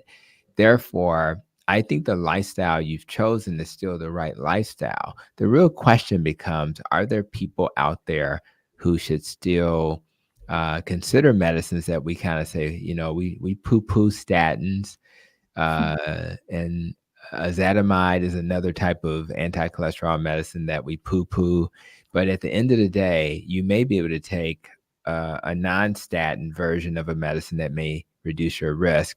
I would get a heart scan, see where you stand. Has your arteries been impacted by this condition already? But I do not think that metformin is a magical solution, because I don't think that it'll add enough benefit unless you're thinking about doing it like temporarily. If you do it temporarily, metformin does increase your insulin sensitivity. Metformin will reduce inflammation. So if you do it temporarily while you're continuing your carnivore journey, I think that you may land in down the road in a place where you can get off that medicine and just focus on the lifestyle. But when you have this specific problem, you do want to start to think about talking to someone who has experience in this area. Now, the question is, how do you find a metabolically trained cardiologist like a Dr. Brett Schur, right? And I don't know if Dr. Brett Schur, as an example, who is with the Diet Doctor now at Metabolic Mind, if he does virtual work, but if he does, that's what you want to look for. So I would go to the Diet Doctor website. I would go to the Society of Metabolic Health Practitioners website. I would go to a website to do a search for a heart doctor in your area who has metabolic training, because most doctors in this space will just load you up on medicine, and that may not be the best solution for you. So that's how I would approach it. Fantastic. Thank you so much, Dr. Hampton. Okay. Do we have any more super chats that we need to finish? That's the last one, but I just checked and I don't see a comment again from Nav, and Nav usually is really good at that. Nav, let us know if you have a comment to go with that, because I do not see it in here. I went up a couple hundred chats back and I did not see it anywhere. Okay, well then we'll keep an eye on Nav, but we're going to continue doing the questions. But I just wanted to give Dr. Hampton a chance to share how we can support him, where we can find him, because I know he has to go soon. Absolutely. This is my 2 minutes away from leaving. So, but again, you guys are a service to me, because some of the things, I've been a carnivore, it'll be coming up on 2 years soon. I'm still learning. And I still live in a conventional world where I'm surrounded by people that look at me like I'm weird, but that's okay. But what I'm trying to do in my large health system, which is Advocate Health, is to integrate this way of thinking into our health system, because if we can impact a health system that's one of the top 10 size-wise in the country, then we can impact a lot more people, because we still have people trying to destroy our YouTube channel. So we have to get into the conventional world as well. So, but anyway, so what I do on my channel, which is just my name, Dr. Tony Hampton, is I have a podcast, and I, periodically make a video short, but ultimately I believe that metabolic health is the solution. So rather people are doing low carb, keto, or carnivore, my goal is to have a metabolic revolution, which is why we did that in Washington on October 13th. You can go to metabolicrevolution.org to learn more about that, and work with people like Ken Berry with the Society, the American Diabetes Society, and other organizations to help spread this word. So I just appreciate you guys for inviting me. I really appreciate the work you're doing, and we have to spread beyond the walls of this group to others. And so we're not going to preach to people, but we just want them to know that we want to normalize carnivore. We want to normalize metabolic health and normalize that diabetes is not a permanent diagnosis. Obesity is not permanent. Sleep apnea is not permanent. We can reverse all of these things. And as long as we're saying that and they see examples of that, there's hope for people. So again, Bella, thank you for the invite. All you guys, Coach, Anytime. everybody. Thank you, Love guys. you, Dr. Hampton. Round of applause. Yes. Everybody clap. We love you. I will make sure to link Dr. Hampton in the description. Thank you. Absolutely. We'll Have a see good you night. soon. Enjoy the rest, guys. Have a Thank good night, you. Dr. Hampton. Bye. Thanks so much. Thank you. Thank you so much. Yeah. For those watching the playback and who are still here, go support him. He's one of my favorite carnivore voices. He's so funny, so down to earth, and open-minded. So I'm very happy Absolutely. we got to feature him. Yeah, go ahead, Todd. Oh, and those guys are the real heroes, because I think about it every day. The doctors that are willing to speak out and not walk the line of the status quo. I mean, I can even talk about it on YouTube and I'm getting banned. And those guys are Lose their jobs. yeah, those guys put it all on the line to speak the truth and to not just follow the establishment. So anyhow, definitely support those guys. They need it the most, and they're the ones that are going to make the most impact in my mind. Absolutely. All righty, let's keep going. Joseph, and by the way, rest of my friends here, the team, hop off anytime. I don't know how long I'm going to go on for, but my husband is not at home. He's in Seattle doing some family business. So I literally have all night. So just an update, okay? If you guys need to leave, like Raymond, I know you have your family. Probably Hop off about anytime. Hop off any. 15 Okay, more minutes. We're good. 15 more minutes. Let's do this. Okay, Joseph, thank you so much. Haven't been able to make it a full week without falling back into pizza nachos and pancakes via DoorDash and coworkers. I also do not cook. Any advice? Great question. Wow. Start Raymond, cooking. go ahead. Oh. Yeah, the biggest thing that I'm going to say is go ahead and take a chance of priming. So, but since you don't cook, it's going to be rather expensive. Either way, it doesn't matter. Think boiled eggs, think steak and eggs, think bacon, lots of it, however you can get that much. But first thing is making sure you eat 3 meals a day. You never want to be hungry in carnivore. That's the biggest tip. If you are hungry and you need a snack, have snacks handy. Cheese wisps is a great snack. Little bacon bites are great snacks. Boiled eggs that you just have sitting. I'm assuming you might have a fridge, but you may not have a fridge. But I would have that running in the fridge. I would have jerky also lying around wherever you have. Eat as much as you need to. And if you're having coffee or tea, have that as dessert. And give yourself 2 weeks. You notice you can't make it the first week, right? Once you're over on that 2-week hump, you don't need to take it as serious. You can go to 2 meals from there. Awesome. Yeah. Chad? I was just saying, I think it's time to learn to cook it. Once you start cooking, I think once you start cooking your own carnivore meals, there's nothing that's better than that. Todd and I had a conversation yesterday that it struck me as odd. I went to a steakhouse after being carnivore for a while. And I was so excited to have someone cook like a perfect steak for me. And then I was like, I cook it better. Yeah. And I was so thrown off by that. But the other thing is what happened with me, where I know the feeling you're talking about, where your body like shuts down and you just like start eating things that you don't want to.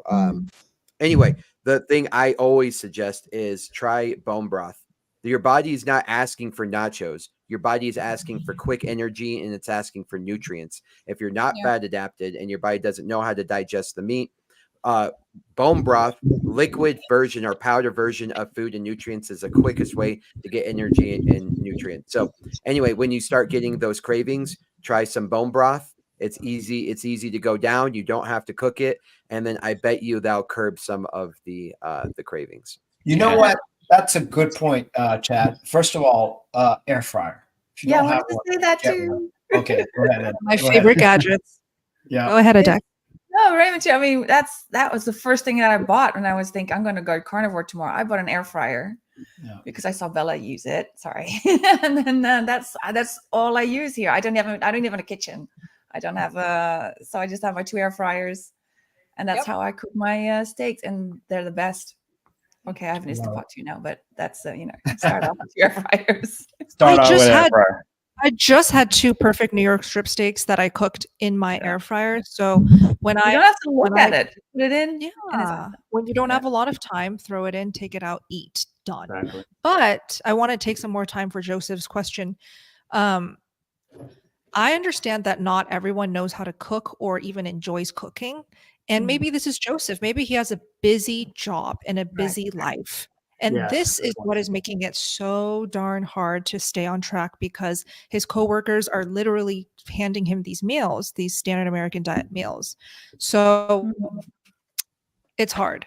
If I were to tell, like, let's say Max, my husband, he was a new carnivore. He wasn't my husband. I was like, learn to cook. That's kind of hard. He doesn't know how to cook. So what is he going to do? Right? He needs to literally lean on things that he can get quickly while he learns how to cook. So maybe, Joseph, you can check out the videos that I posted on my YouTube channel. I have a pancakes recipe, by the way. So if you try it out and you like it, that could be your go-to kind of cheat meal to lean on. That is 100% carnivore. You can enjoy it with butter. You can enjoy it with raw honey if you're more animal-based. Don't feel bad that you keep falling off track. It actually takes many carnivores multiple tries to try to make it stick, like Chad. Same. Raymond as well. I'm sure like so many of us have needed multiple tries. So those who are in the live stream, let's help out Joseph here. What do you recommend for him if he keeps falling off track eating these junk foods? What do you think will help him? Let's all share. Okay, let's keep going.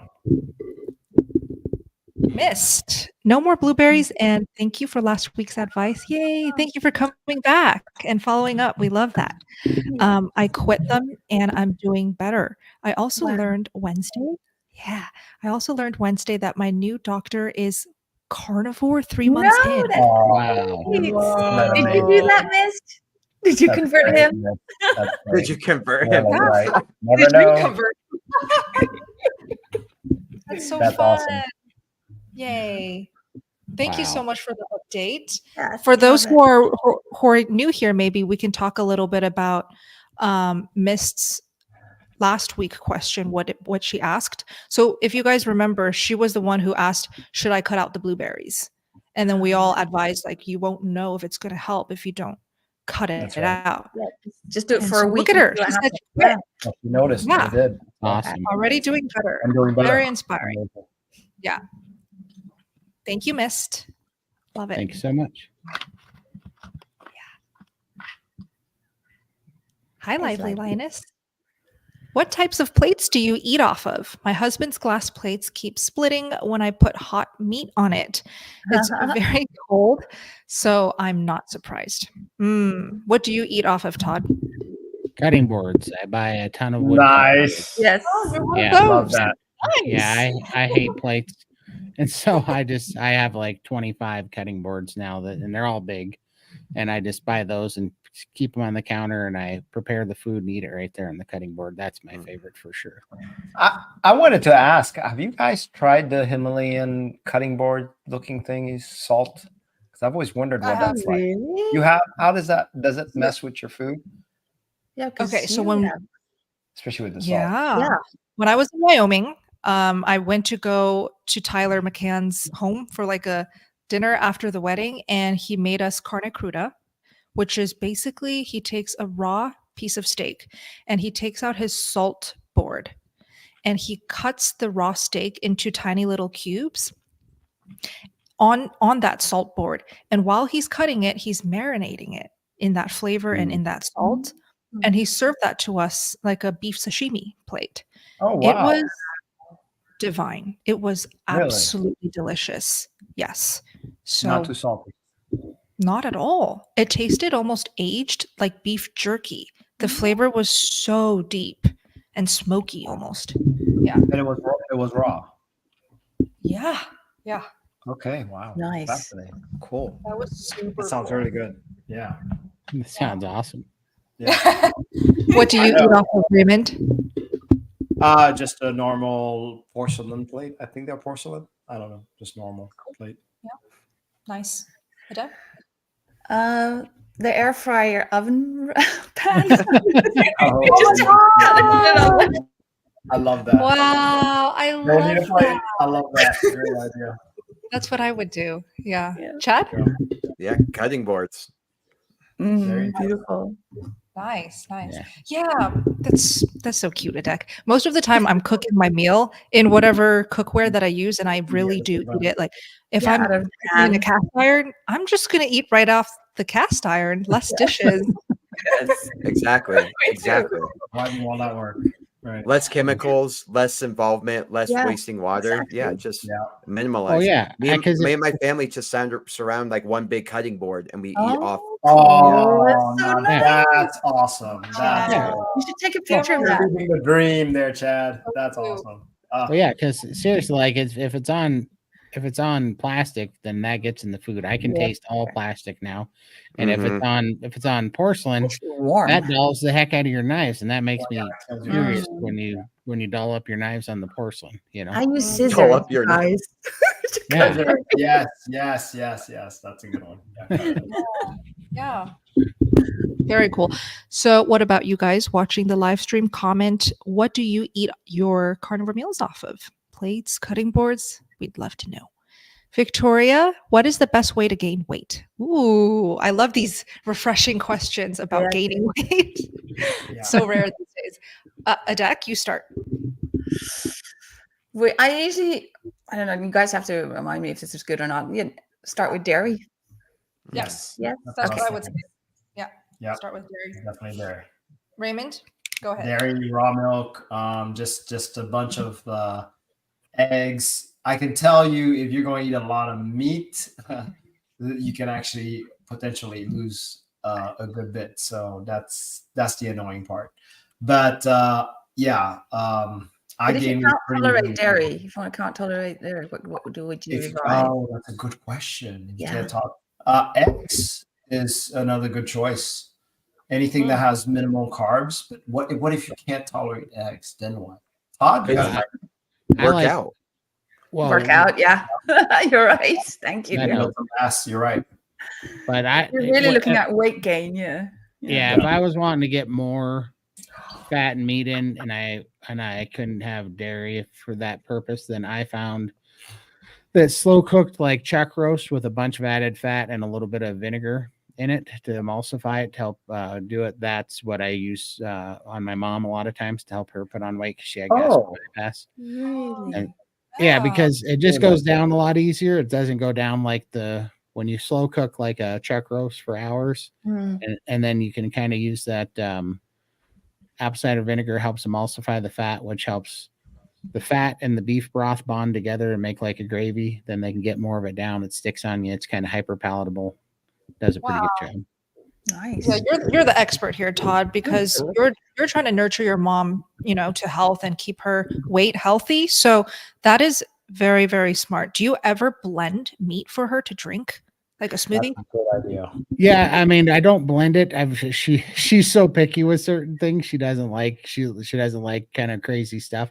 But I will cook like a chuck roast for 12 hours until it's super fall apart, and then I'll cut her meat against the grain really small. Delicious. Okay. And then she can get a fair amount of that down. That's awesome. Yeah. Very smart. But Yeah. body composition will continue to change even to your 90s. Yeah. Right. And they've seen lots of people gain weight by starting to work out. And the more you work out, and we're talking about resistance training, right? We're not trying to burn calories. We're talking about resistance training, break down the muscle. And that's going to actually make you hungrier. and so then you're going to eat more, Okay. and that's like muscle weight. It weighs more than fat weight, right? So if you're looking to gain weight, you want to build muscle. So we're not just trying to put on carb weight, you know. Yeah, and Prime. I mean, I was yelling at you in my head today, Raymond, because I've been repriming, and I had to make myself half sick the other day because I'm like, I don't feel like my metabolism's there yet. So I made myself eat 4.5 pounds of ribeye in one sitting. Nice. And I took it down, and it was brutal, and I got it down. I But know, then right? Comfortable? Still comfortable? I was super uncomfortable, but I woke up this you were morning uncomfortable. and I Got was starving this morning. I was like, yes. Oh, good. You opened it. You opened the appetite. Good job. Yeah. So I went back. Yeah. Yeah, I went back and had 4 pounds of ribeye today, and I took it down no problem. So I was like, all right. So yeah, you're definitely priming to open up your appetite and build the metabolism. That works. It only took one miserable pile of meat. Yeah. I would do that. I would Was get it myself to the point of uncomfortable. Did you smoke it? Not this time. I was in a hurry and I was kind of mad, so I air fried 3 like 1.3 pound ribeyes, prime ribeyes, and I took them all down, and I was lethargic and not feeling good after I got them all down. And I woke up this morning, and then today when I had 4 pounds of ribeye, I felt like euphoric. I had so much energy and just felt good, and I'm like, all right, my metabolism's back. That was the last one. I was like, all right, I got to give Raymond props when I see him. That's working. Works. Yay! That's so cool. That's one of my really good. favorite like phenomenons of priming, which again, for those that are new, eating a lot intentionally, basically. That's what it is you eat a lot and then the next morning you feel this surge in energy, but you also feel your appetite open up. Exactly like what Todd said. That is a win right there. That is not a nightmare. That is a win. No, we well, have to then relearn. yeah, you do that and you start going like that for a couple of days and you start waking up and you're like, you start getting new definition and new muscle tone and things start popping out. And I'm like, yeah. Yes. Yeah, and you're when you're Bella. Go ahead. When- Go ahead. when your body opens up like that, it also, and I don't know if you noticed this, Todd, it digests so much better. Everything goes in so quickly, so well. It's like it's ready to take on whatever you're putting in it. It does. I know. And it kind of creates a monster because I already had like just 2 hours before this live stream, I had 4 pounds of ribeye, and I'm gonna do it again when we get done. Lovely. Right now it's just chewing up the ribeye right now. And I'm like, that's good. Because then now I love it because now I go out in the gym and just things feel lighter and everything just pops, like you just get thick, pretty quick. And so when she was saying that, I think lifting, like Chad said, absolutely, but eating like Raymond Primes has his prime, that does work. Like it's work, but it works. It's effective. The reason I love Chad's point on working out, and I really think working out is great, but there's so many people that just don't even have the energy or capable of doing it. So I like the point of doing it by food. And usually by priming, after a while, when you can't anymore, you start wanting to move, you start wanting to burn that energy, you start getting the meat sweats, all of that. So there's definite benefits in eating enough. Oh, there's huge benefits. It makes you want to go, like when I eat like that, I wake up and go, I want to eat 4 pounds of meat, and then I want to go grab something really heavy in the gym and throw it around for about an hour. That's it. Exactly. But I really like to help her because sometimes with priming, especially for people having a hard time gaining weight, they might just need to have a little bit, one-on-one help, because there's more to it than just, because I actually lost weight, I think, or when stayed you ate more priming. So it's different for everyone as well. So this is we need more info. Right. Of course. There's always so many factors, but hopefully that was helpful. Keep us posted. Come back. Great. Thank you, Alex. Alex says, wondering if you have any recommendations for low glucose levels. It drops out of nowhere. I've been animal-based for over 90 days now. Thoughts, Chad? Do you track your glucose levels? I used to have to. And when I found out I was hypoglycemic, it was kind of like a shock, but it made sense with what my symptoms were doing. I would say, and I'm very strict with my carnivore diet. So if it were me, I would say if you're animal based, that means you're still eating carbs. That means you're still causing a little bit of inflammation, insulin spikes, and other issues in your body, including what's going on with your pancreas all the way to your liver. And so, yeah, what I would do is I would try going full carnivore, because that's when I saw my glucose levels balance out. Very interesting. I talked to you guys about my labs quite a bit, but it's like as I've gone from animal based to full carnivore, my LDL lowered, my HDL went up, my glucose levels balanced out. So a lot of good things.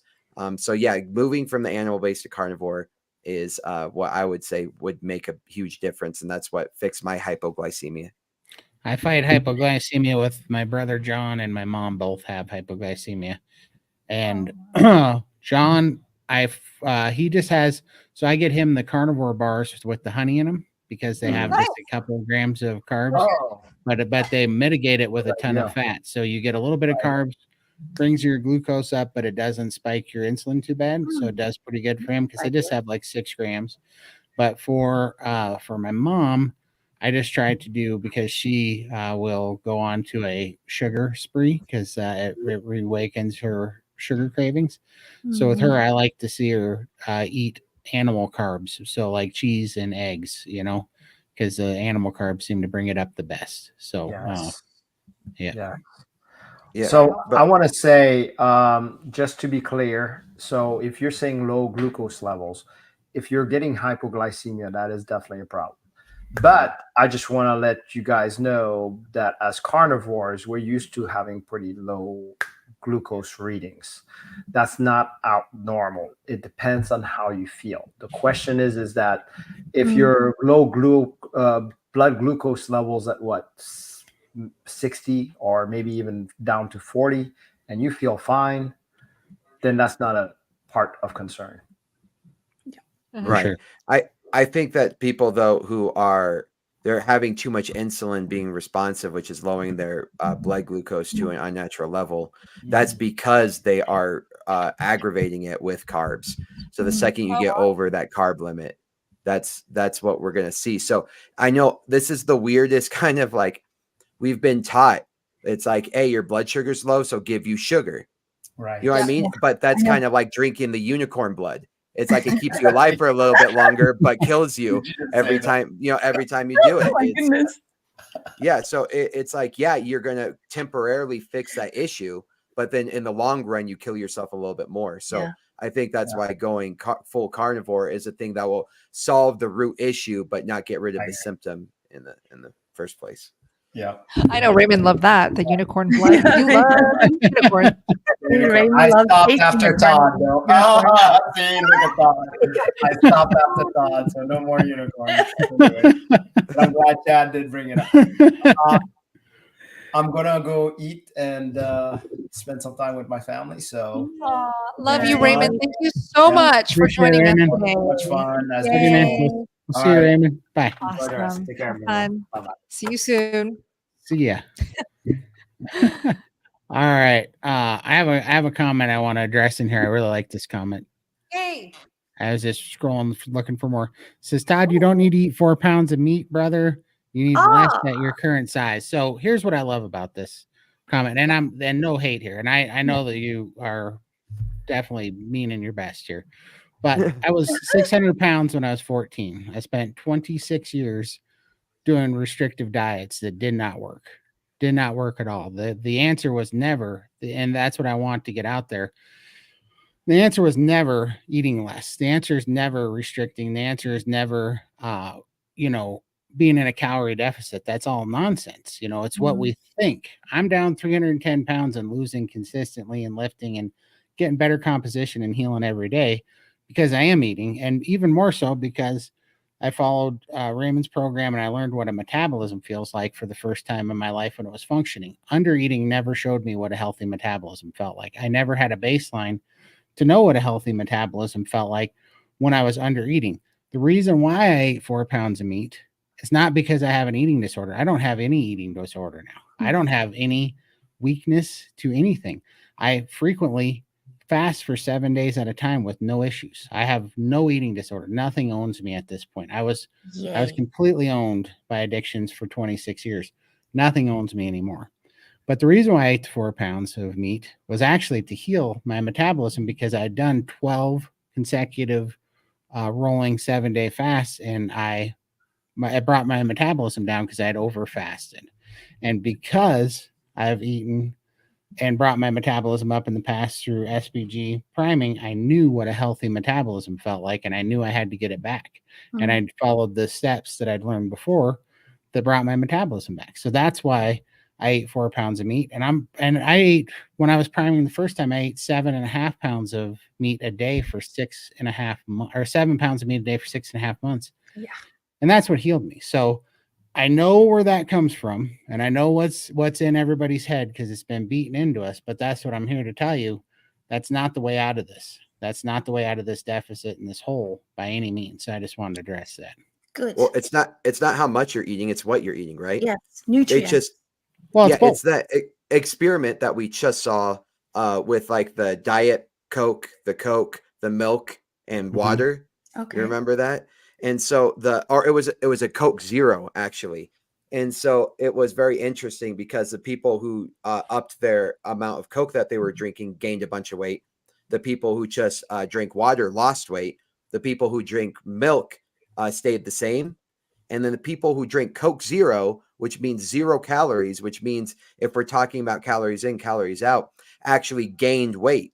So even though they were consuming less calories in their diet, they gained weight. So the whole idea of the amount of food matter that you're putting into your body and using that as a measurement for weight loss and weight gain, your body knows exactly what to do with the proper food.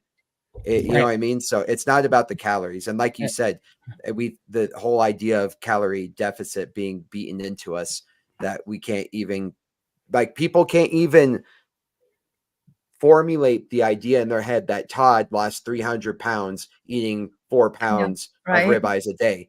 Like, you are the expert at losing weight. Who here is more of an expert on losing weight than Todd? And Todd's eating a crap ton of meat every single day. Right. And free. That's the thing. Yep, you're right. I have 100 and probably 30 more pounds to lose. I don't care. Like, I would not bet on myself on any of my other diets because I've been there before, but I'm free from all that. Like, I don't have any eating disorders anymore. I don't have disordered eating. There's nothing there. So that's why I know this is just a matter of time now. And I just keep getting healthier and better every day, which is why I know this is the answer, and I see it every day now with all the people that contact me. The reason why they want us to believe in calorie deficits is so that we won't be able to put the onus on our food environment that's been screwed up for profit.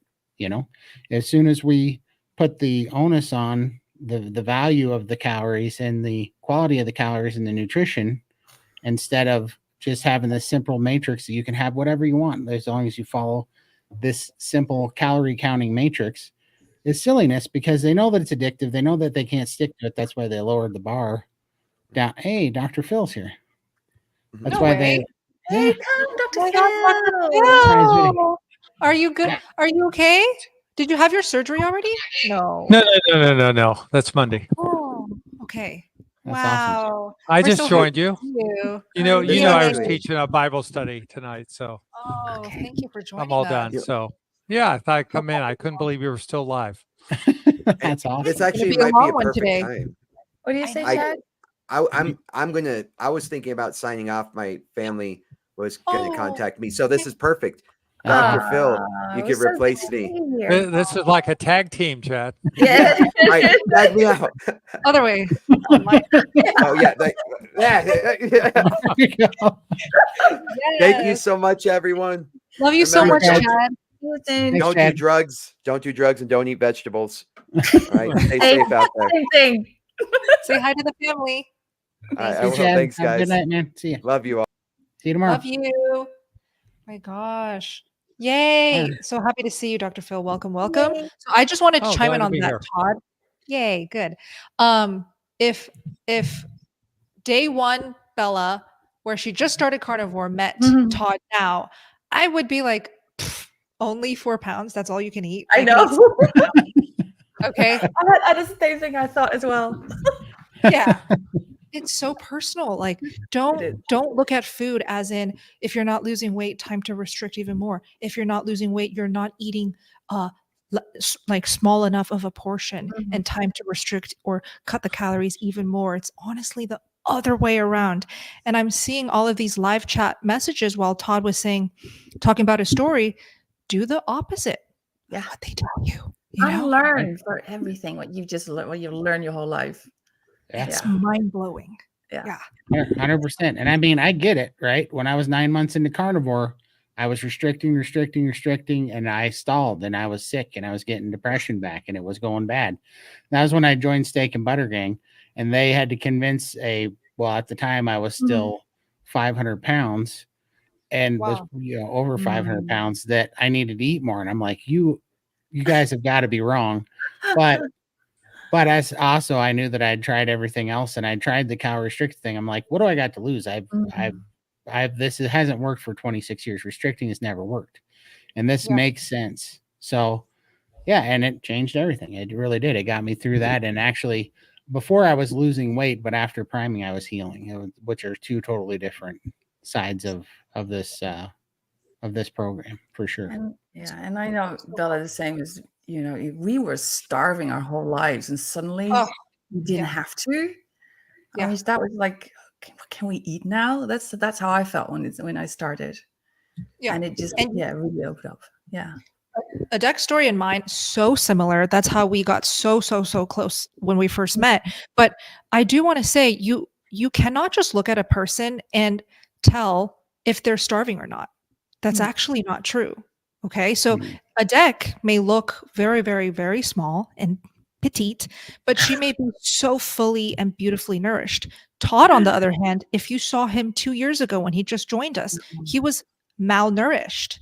So it's not about the looks, and maybe you can talk about this, Todd, this whole opposite syndrome where you see a person who has a lot of weight on their body, yet they're actually undernourished. Isn't that crazy?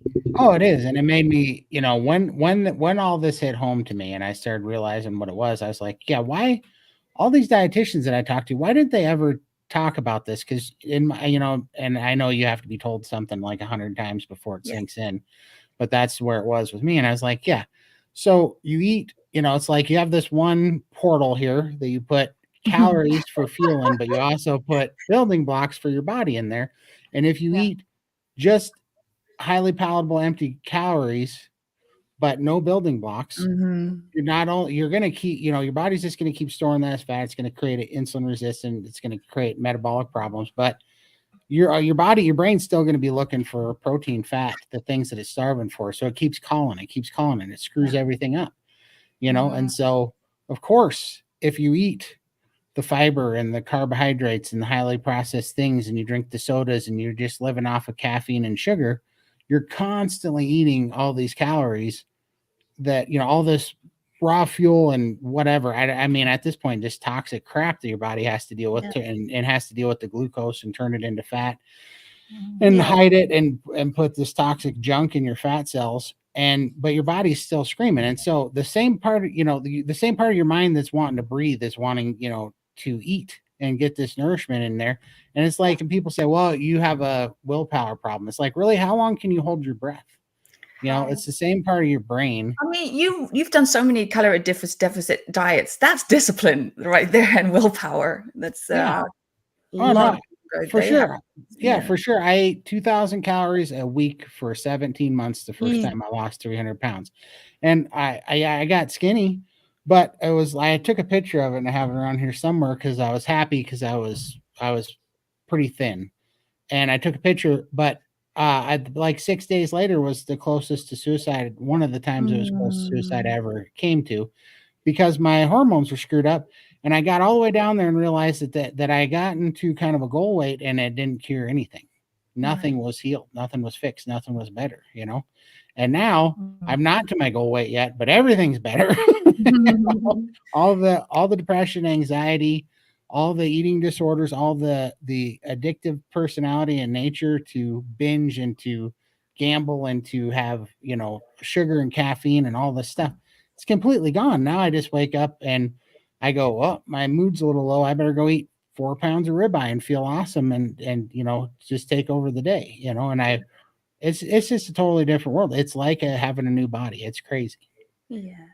Can I just emphasize one thing that Todd just really skipped over? You said, your body craves protein all the time. So there is protein in carbs, but that's why also one of the reasons why you eat a lot of carbs, because your body is craving for the protein that you're giving, but it's just not enough. So you keep on eating and eating. It's of course also like the sugar and the processed foods, that is the combination with the fats and what they do, how they make the foods, but it's basically your body is looking for protein.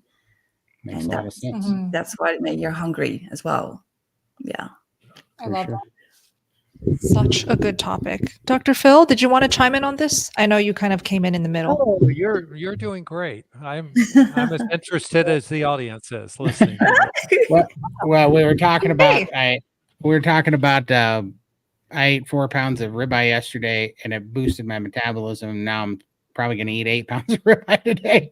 I already did. I'm going back for round 2, and somebody very concerned. I don't think they were trolling or anything. They said at my current weight, I don't need to be eating that much ribeye, and so we were just going on kind of a history lesson of where it went. So.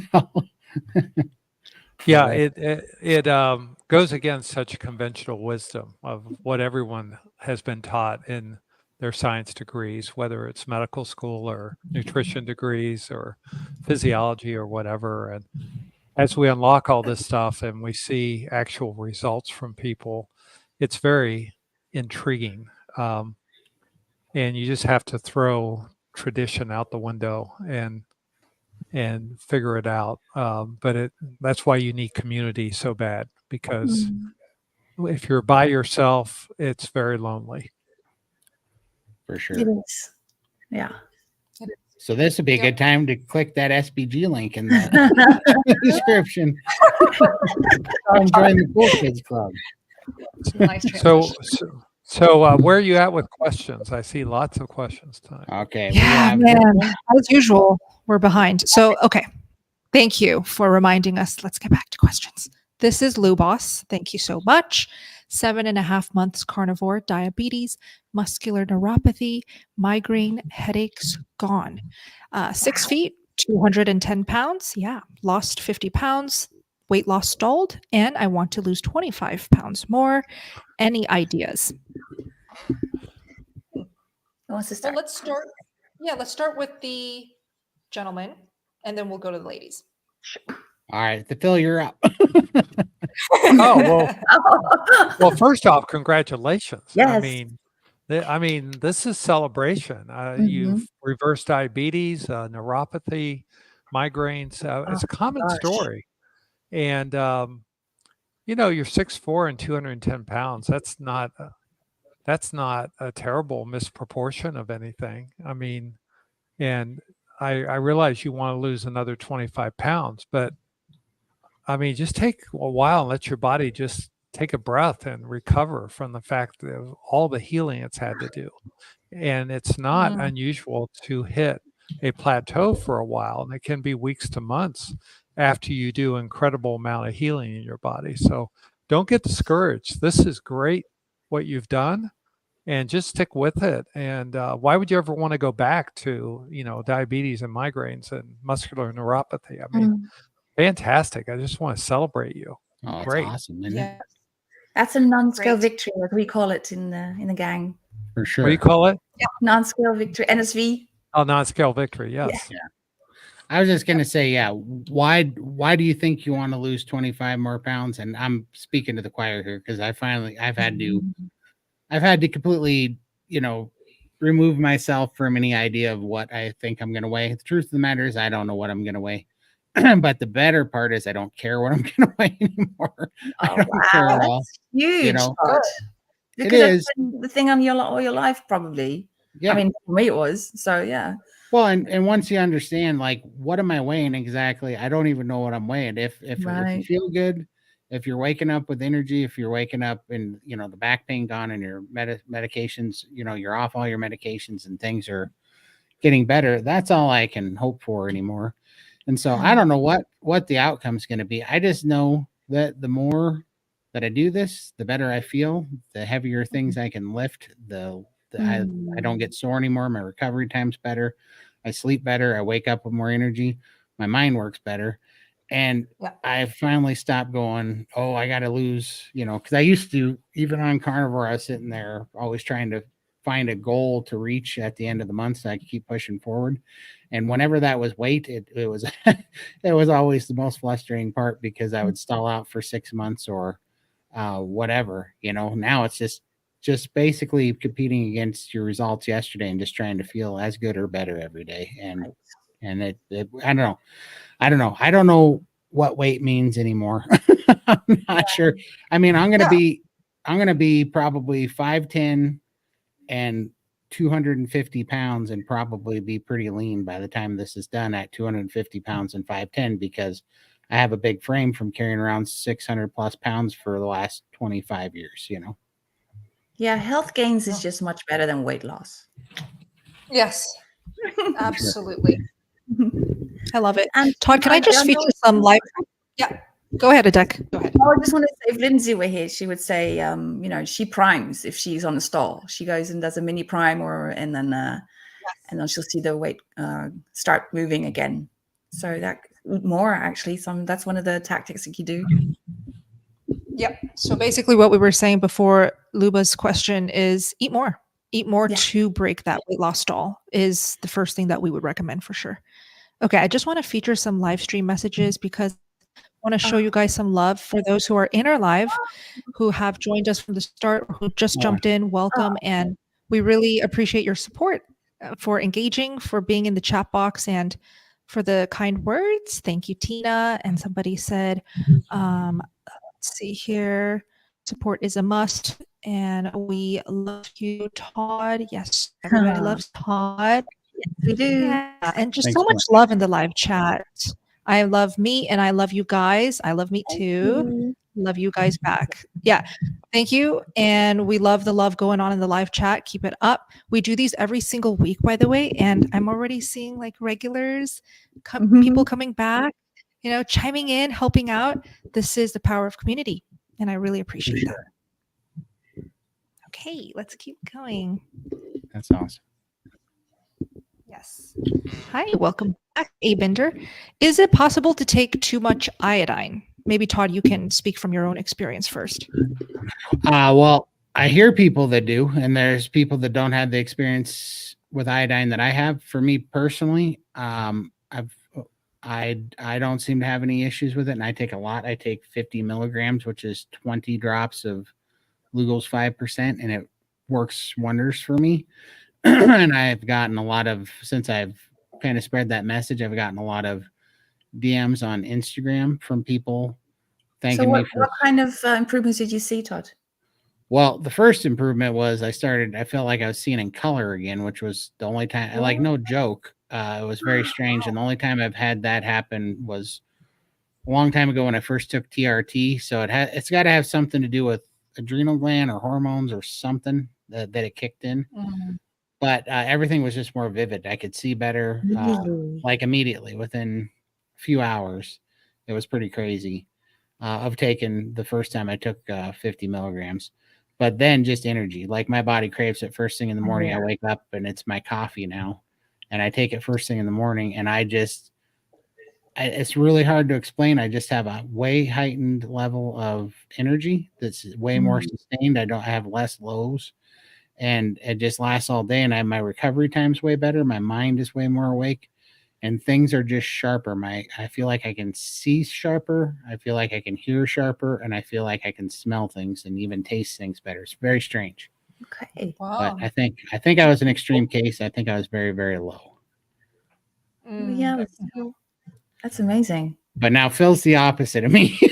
So. Yeah, I'm the opposite. So I have longstanding hypothyroidism, not Hashimoto, and I started taking iodine. Started very slow, worked my way up to 25 milligrams a day, and I literally had more fatigue, daytime drowsiness, felt really not as good. So I just quit taking it. So So I think that's the difference between knowing that your body has enough and it's not adding anything versus Todd, who was like the Energizer bunny Yeah. when he got it. So I think your body will tell you what you need and what you don't need. And that's the amazing thing. But technically, could you take too much iodine? Well, if you have normal kidneys, probably not. But I wouldn't push it above 50 milligrams a day. Most people, if they take 25 milligrams a day, that's going to be a pretty adequate dose for the majority of people. And you can go online and look at Lugol's iodine, and it'll tell you based on whether you got 2% drops or 5% drops, how many drops it takes to get to 25 milligrams. Yeah, and you could also not feel any difference like I had. So I just tried it for a few weeks and no difference. So I'm not using it either. Yeah. Yeah. This one has a in here as above, so below. Brownstein recommends J. Crow's 2%, 5%, 2 ounces, 1 to 3 drops a day starting out. I hear a lot of people doing good on 8. Wow. Yeah. Well, and Brownstein actually, so on the Lugol's 2%, that's 1 milligram per drop. So when I did 2%, I was taking 50 milligrams, 50 drops of 2%. Going to 5%, 50 milligrams is 20 drops. And maybe Phil, you can tell me why this is. Some people, so I looked up on their site and a few people have said that too. And that's what Brownstein had said when he was in Ken Berry's group when I was in there and I'd talked to him. However, Brownstein says 25 to 50 milligrams a day is what most people take. Their recommendations used to be a lower amount, but he recently revised that upward. Okay, so that's what. So go with the target dose, and then I recommend people start very, very slow. You start out with 1 drop a day, put it in water or coffee, and then work your way up. If you have Hashimoto's thyroiditis, you need to start with even lower dose. So you put 1 drop into a bottle of maybe 4 ounces of water, and then just take a teaspoon of that water every day until you finish it. Then start with your 1 drop a day. So you really want to start with a incredibly dilute solution when you're first starting it, because some people will have a flare of their Hashimoto's and actually get worse if they start with 1 drop. Right on. And then thanks so much. Here is a question that was built for Dr. Phil. Oh, wow. Okay. Yeah. From Charlie. Go ahead and read it, Bella. Great. Charlie wants to know how to deal with doctors, cardiologists, and PCPs that try to scare patients from eating meat-based diets after seeing the lipids. Yep. Great question. Yeah. So this is an interesting topic because I've experienced myself as a retired physician having to educate my doctors, and they're tough sometimes. So for me, it's real easy to go to PubMed, which is the National Library of Medicine, and pull up articles that I give them, and I say, "Okay, would you read this article so we can converse as 2 professionals?" But there's some practical things that you can do. And in fact, I'm going to be talking about this at Hack Your Health next year in November in Tampa, Florida. So I hope you come and join us. We'll be doing a panel on how to survive as a carnivore in a non-carnivore world. And my area of interest is how to turn your doctor from parent to partner. And the idea is, what are the ways that we do this? So we could spend all evening talking about this, but the first thing, some keywords that you want to know. Doctor, help inform me so I can make an informed consent of why you think this treatment is better than doing it than not doing it. And show me the literature that backs up your decisions, and for both sides.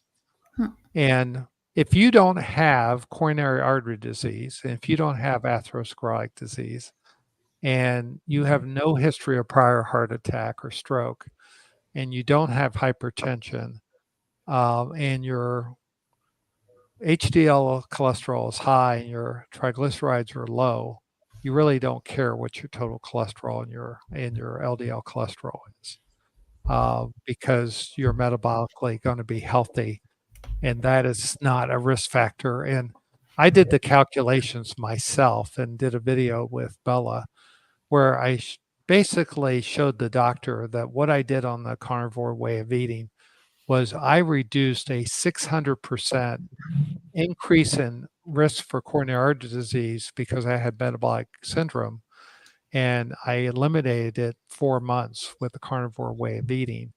And my cholesterol went from 180 to 311. Freaked my cardiologist out. And I said, okay, so I've done something that has reduced my risk by 600%. And you want to prescribe this statin that has the number needed to treat would be, you'd have to give this unnecessarily to 200 people to benefit one patient. And my risk of developing atherosclerotic heart disease at age 67 with this cholesterol is less than 1%.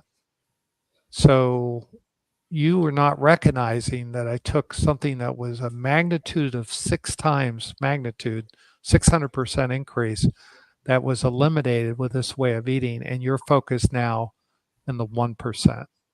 And there's scripture in the Bible that says how, before you deal with the speck in your brother's eye, take the log out of your own eye. Wow. And it's such a appropriate thing because they don't think metabolically.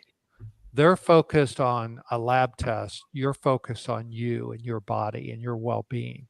And you need to know what are the relative risk of treatment versus non-treatment, of resolving inflammatory disease versus having inflammatory disease, the cost and side effects of medications, because 40% of people that take statins develop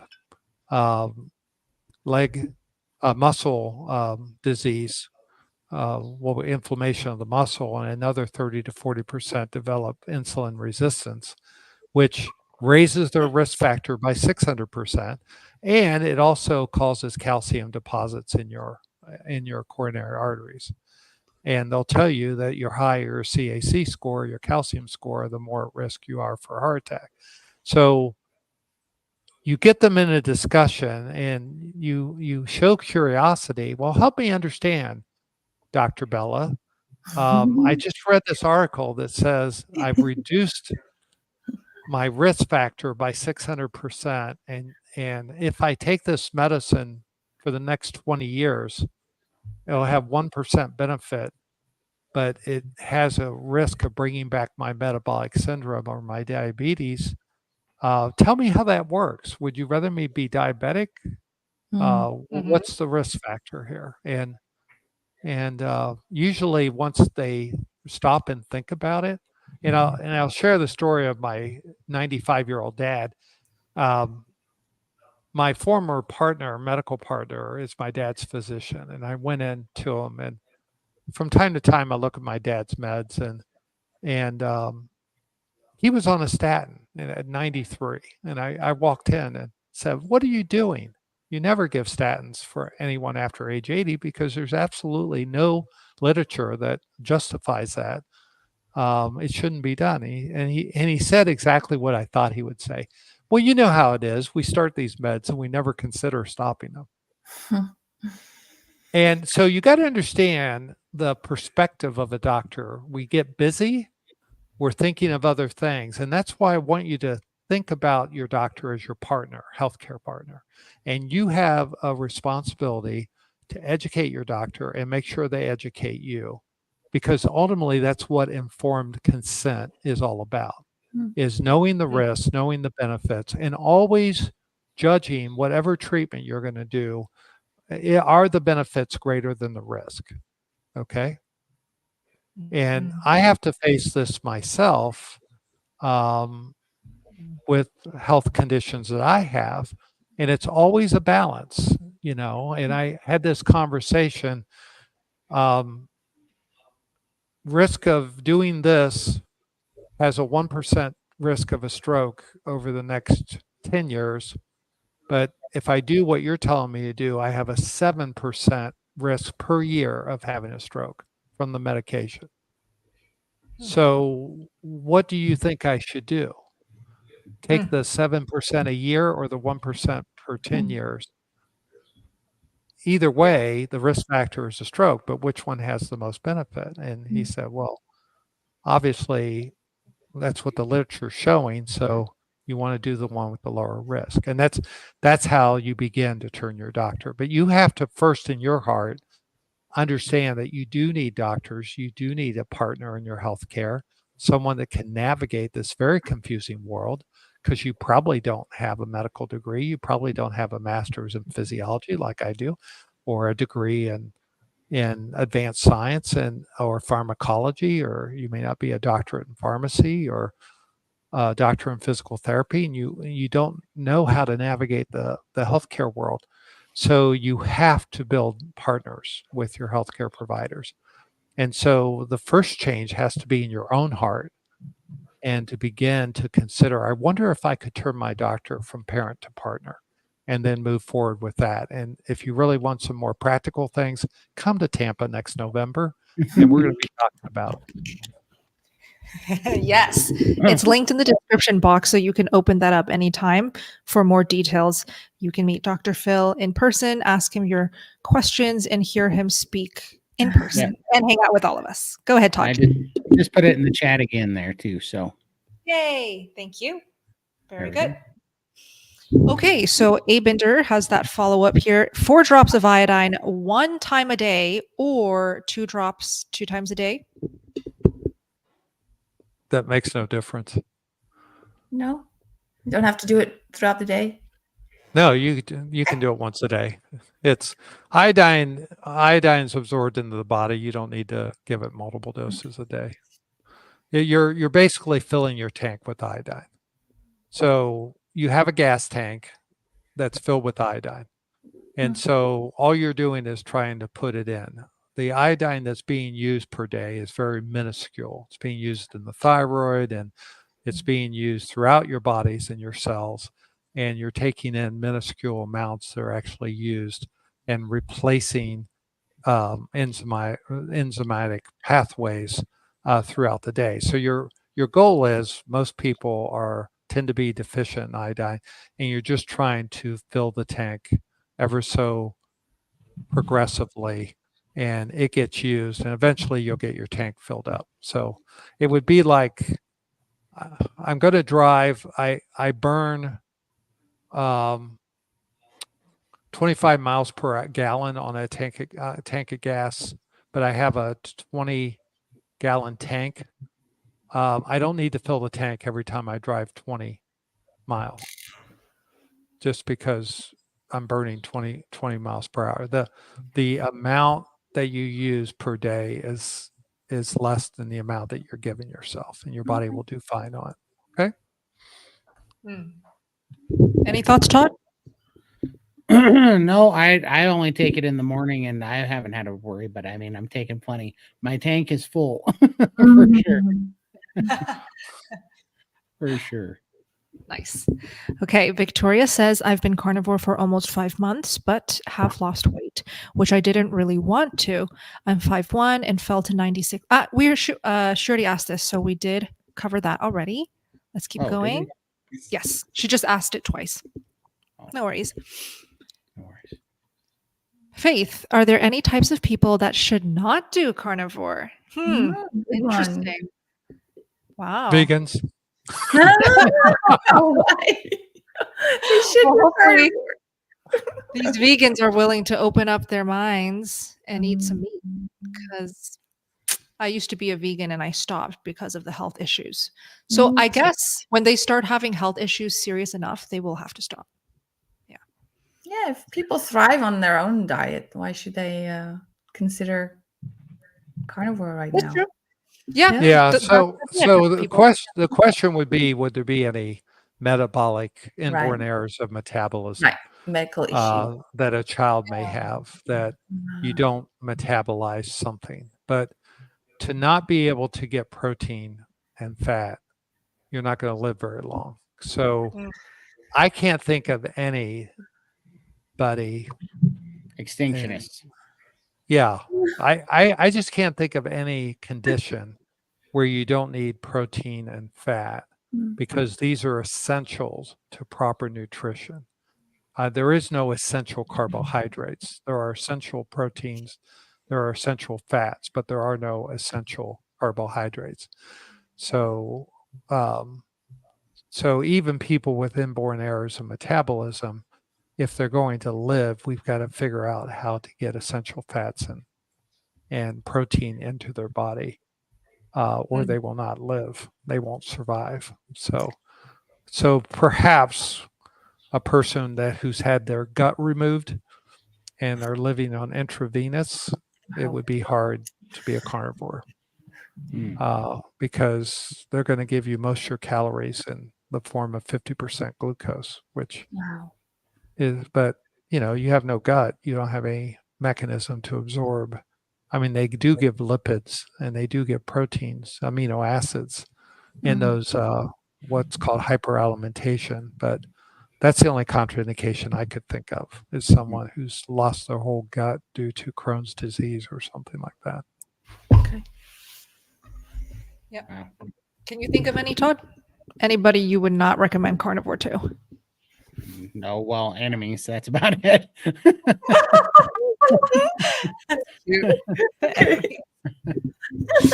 Todd. You don't have enemies, Todd. I said vegan, so I'm just as guilty as Todd. Oh no. No, definitely not. Definitely not. We love our reformed vegans. For sure. Yeah. Well, you know. Yeah. What, Adek? I just want to say they actually have some similarities, right? Their mindset, I want to be healthy. Oh, For sure. absolutely. Going to the extreme, Absolutely. as they always say about us. Yeah. Whole foods. Whole foods, avoid chemicals, pesticides. No, vegans have a lot of great things. It's just that they don't eat nutritionally appropriate food. They forgot about that side. They do have good intentions. Absolutely. Yeah. Yeah. They got they're dedication. And because of it, they're a little hangry. And they love animals too. So I missed that. What'd you say, Todd? Well, I said, and because of it, they're a little hangry. They're a little bit aggressive. Right. Yeah. I was. Yeah, I was for sure. Let's keep going. This is from Mrs. Hooligan. Advice on becoming a carnivore coach. Well, do it. Adek, how did you become a carnivore coach? I joined the gang, and then Bella noticed me, and she made me a moderator, and that's how it started. And you know, I wouldn't have been able to be a coach if I was a carnivore, because I was so shy. I was very timid. I had even social phobia and agoraphobia, and I would not have imagined me become a coach if I wasn't this person because of carnivore. Yeah. You know, I love watching the coaches at work, because the bigger the gain, the journey that the person's gone through, the better they are at coaches, because of the empathy that you have for everyone. And it's just so great. It was like Chad talking when I was first signed on. Chad was telling Todd, you know, who's better to get advice on losing weight or someone that's lost over 200 pounds. I mean, it's kind of incredible. And the first thing you do is you commit to it, you have success, and then you just learn how to listen to people and love people where they're at, because it's patience is the number one thing you got to have as a coach. Yes. Share your story, and your experience.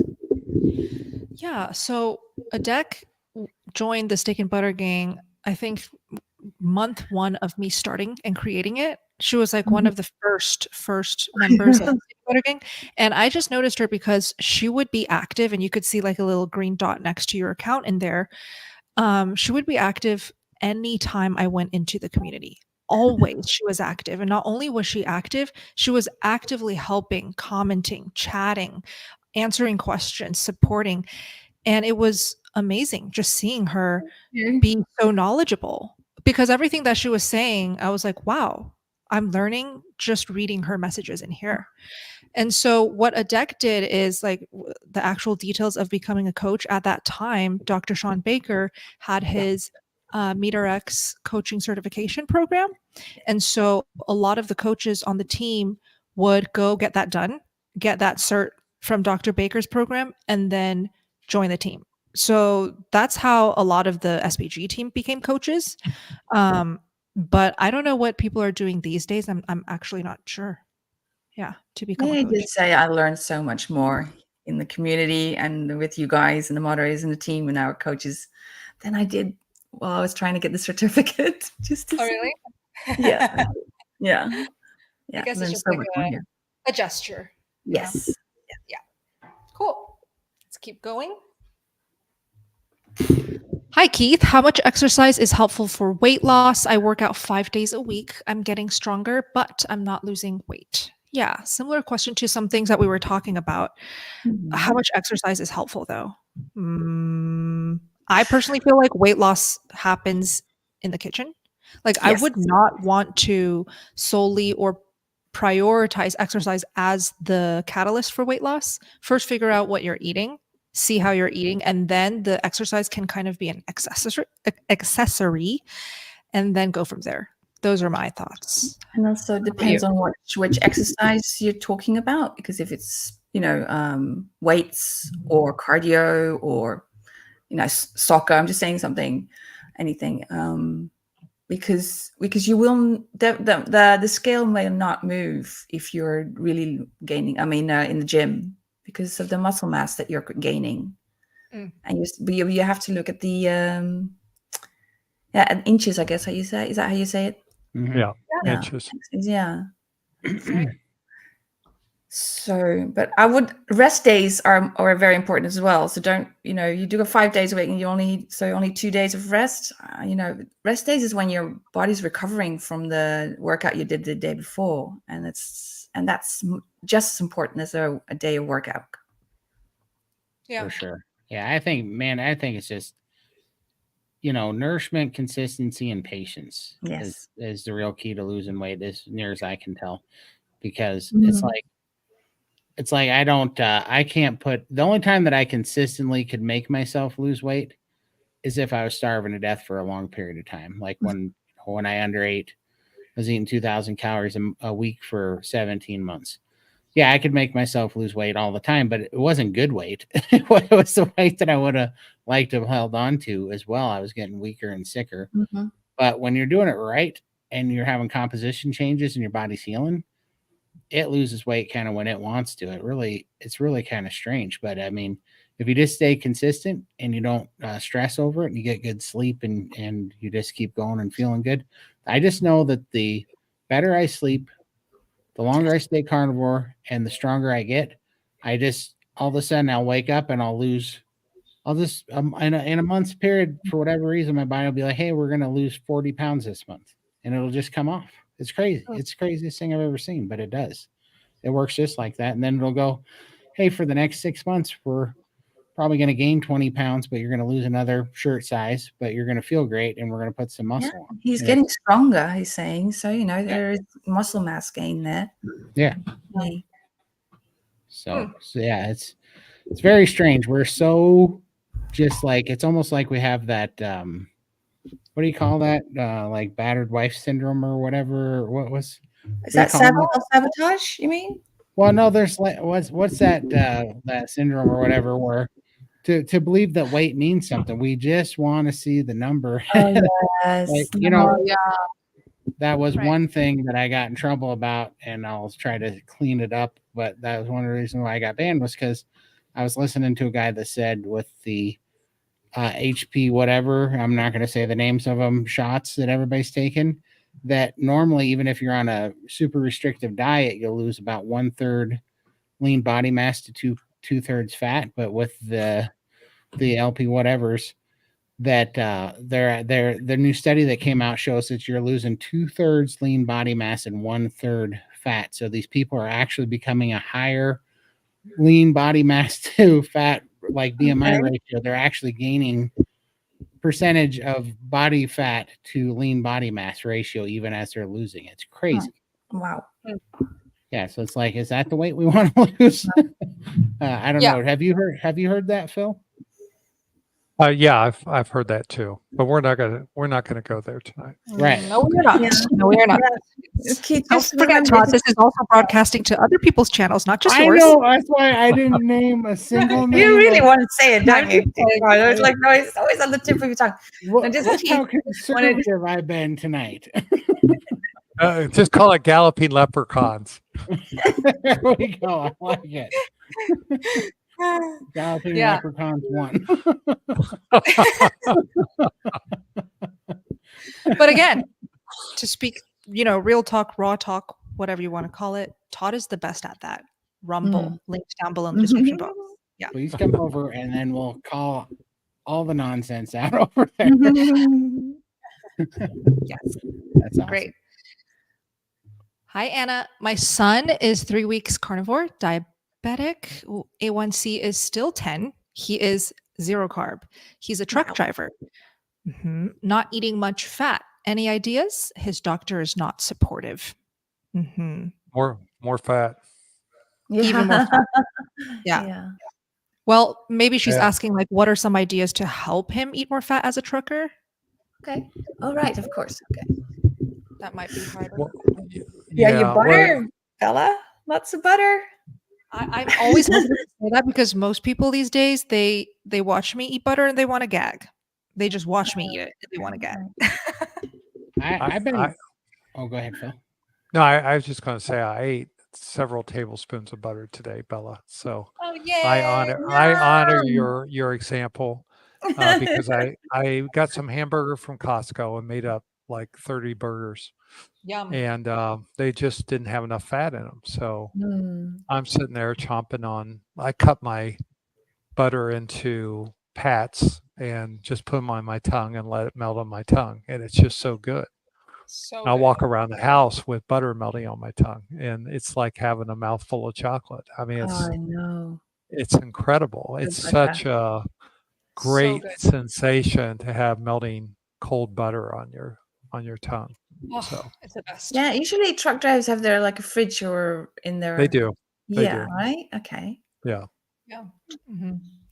So if there's a fridge in the truck, then some easy ways to get in the fats, boiled eggs. Boiled eggs are pretty high in fat. Yes. And if he eats multiple eggs per day, that could keep the fats up. Fatty meat.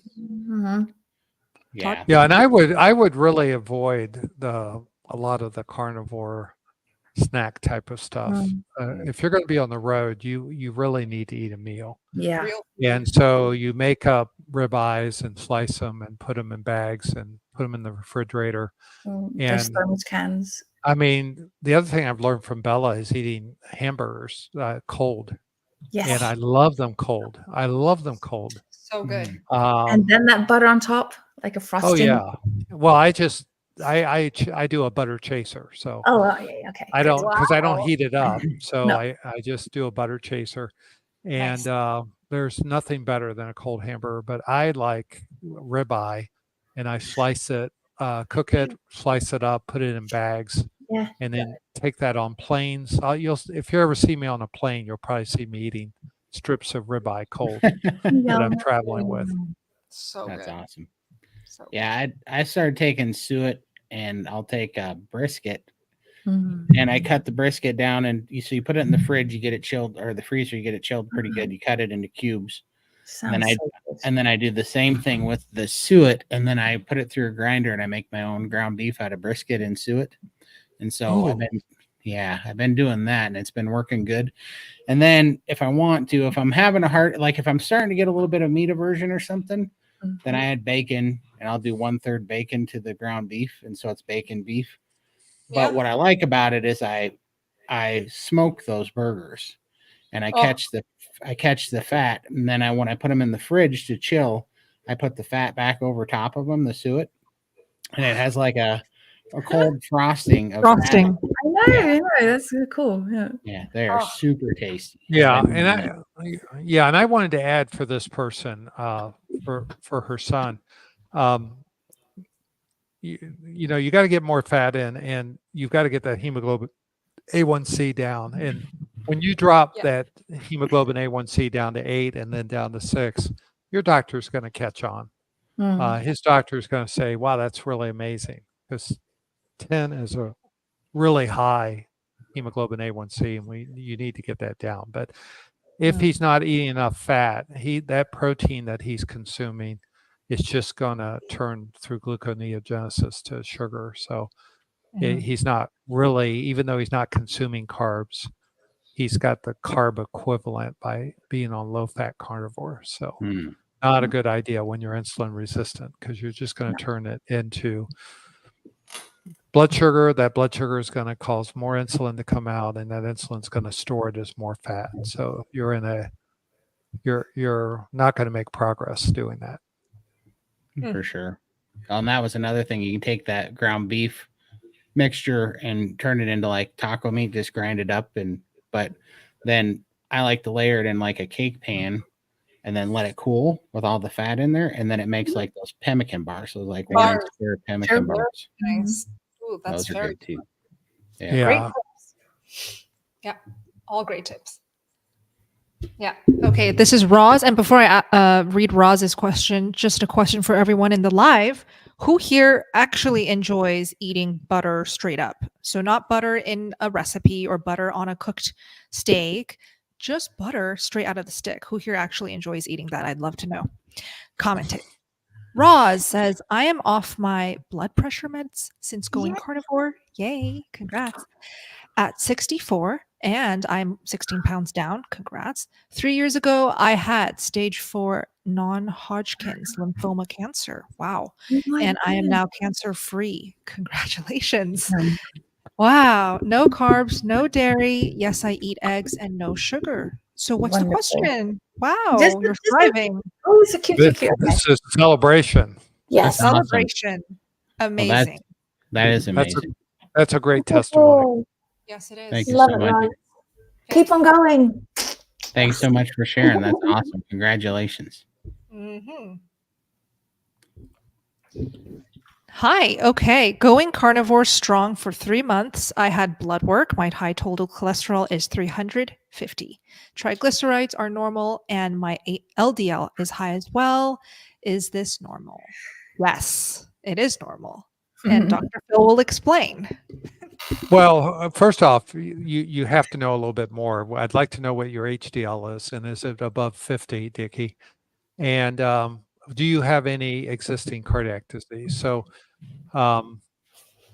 it's a little different answer if you've had coronary artery disease, blocked arteries, you've had a heart attack, you've had a stroke. But for most people, this is a fairly normal response when you're eating a high-fat diet. Your body is fat adapted. You are transporting a lot of ketone bodies through your blood. The LDL, big, fluffy, safe LDL particles expand to do transport to the cells. It's a very healthy process. And the way you address this is by asking your doctor to measure your LDL particles. It's called different things at different clinics, but tell them you'd like to, hey doc, I'd really like to know the distribution of my LDL particle size. And if you have a lot of the small, dense LDL, that might increase your risk of coronary artery disease. But if you have mostly the high, big, fluffy LDL, that is nothing more than fat transport, and that's a total normal process. But you got to look at your other risk factors. We had a person in the gang who had a ischemic cardiomyopathy, which means they have congestive heart failure due to multiple heart attacks. And in those patients, lipids have actually shown, the statins actually been shown to reduce the risk of sudden death and to rebuild the heart muscle irrespective of the cholesterol level. So that's a case, a specific patient type that we use statins, not because of any effect on their cholesterol, but on the effect on rebuilding the heart muscle itself. So you've got to discuss risk factors with your doctor. But the next step to do is know what your HDL is. If it's above 50, then ask for a fractionated LDL particle size and go from there. Perfect. Thank you for that, Dr. Phil. All right, this is Wendy. Her question is, can you address gallstones being on carnivore almost 8 months in and past a gallstone last month? An ultrasound showed several more in my gallbladder. I do have a history of stones. Yeah. You want me to take this one? Yes, please. Okay. So first off, why do we get gallstones? We get gallstones through a process of we get a sluggish gallbladder and we get inflammation in the gallbladder. So why do we get a sluggish gallbladder? Because we eat low-fat diets, because the doctors tell us to. And over the years, our gallbladder, which is an organ designed as a reservoir of bile, which is produced by our liver, it's supposed to contract every time we eat a nice fatty meal, empties completely, and then as we make more bile in the liver, we accumulate more for the next meal. And what bile does is it emulsifies fat, which means breaks it into particles so that we can metabolize and digest it more easier and get all that nutrition from it. So it's a very normal process. But as the gallbladder gets sluggish because we're not eating enough fat in the diet, we get a process where we start to get precipitation of the minerals in our bile, and that creates sludge, and it's literally like thick stuff in your gallbladder instead of nice clear liquid. And bile, most people don't know, is actually yellow. It's golden yellow. But once it hits your stomach acid, it turns green. So if you've ever vomited bile, it's going to be green. But when we look at bile in your gallbladder, it's actually a golden yellow. And it's very liquid. You can almost see through it. It's kind of like amber, if you remember from Jurassic Park, you could see through it. But it's a liquid, and it's really fascinating. So as you go carnivore, you're starting to reduce the inflammation, and you're training your gallbladder to actually start functioning again. And it pumps out the bile every time you eat, because when fat hits your stomach, you have a hormone that's called cholecystokinin, which gets released by the receptors in the stomach and the duodenum, and the gallbladder contracts, mixes the bile with that dissolving bolus of food and helps us to digest. And the more you eat fatty meals, the more that action's going. And it's not uncommon that people have a lot of sludge and a lot of gallstones in their bladder pre-existing carnivore, and as they're eating carnivore, those stones and sludge start to go away, but they don't disappear overnight. They start to shrink, and some of those stones get passed through the common bile duct. Some just dissolve and you never know you have them. But some people can pass a gallstone just like you can pass a kidney stone. Only a gallstone passing is usually not as painful as a kidney stone. Sometimes it causes temporary jaundice, and sometimes they have to remove them physically. But in most cases, if you have gallstones they're going to dissolve over time, and your gallbladder is going to heal. Now, does that mean everybody will have 100% resolution of their stones? No, not at all. Some people have giant stones. I've seen stones as big as a baby's fist. Those would probably take the rest of your life to dissolve, but they took years to form in the first place. But those are not the kind that normally get passed because they're too big to get passed. So they tend to go through a crystallization process and become more fixed so that they're less of a problem over time, the bigger stones. So that's the physiology behind gallstones, and just keep doing the carnivore way of eating. And at some point, you don't need to follow it if you're asymptomatic. And if you have a real severe gallbladder attack, sometimes you get an infection and have to have the gallbladder removed. But that's pretty rare for carnivores because most just get better over time. But Great. remember, the gallstones are there from years of eating low-fat diets. Thank you for explaining, Dr. Phil. Oops, I think we clicked on it at the same Sorry time. about that. Also, Todd, Adek, do you guys need to take a break, bathroom, I'm good. eat? All good? Dr. Phil, all good? Wow, it's pretty I'm late good. over there. Awesome. Awesome. We're really Faith. late. Yeah, it's pretty late. Yeah. So Faith says, if you have a history of kidney stones and infections, can a carnivore diet cause further issues? And Dr. Phil, if you can take that. Yeah, well, it's really the same process as the gallstones, except it's not a fat-related process. It has to do with the fact that the kidney stones, which could be calcium oxalate stones, are the most common ones. And I would say if you have no normal kidney stones and you have known oxalate stones, you might want to consider adding an antioxalate inhibitor when you're eating. So we do that with lemon juice or black pepper to present you to not precipitate too much oxalate from your body too rapidly. So it kind of slows the process, because most people that have stones have gotten it from high oxalate vegetables like spinach and kale and things like that. So if anything, carnivore tends to heal kidneys and tends to prevent or dissolve stones over time. But there again, I've seen stones that have literally filled the whole kidney, and those are really refractory and sometimes have to be removed. But kidney stones are not a reason not to do carnivore, and preventing kidney stones is a great reason to be a carnivore. Great.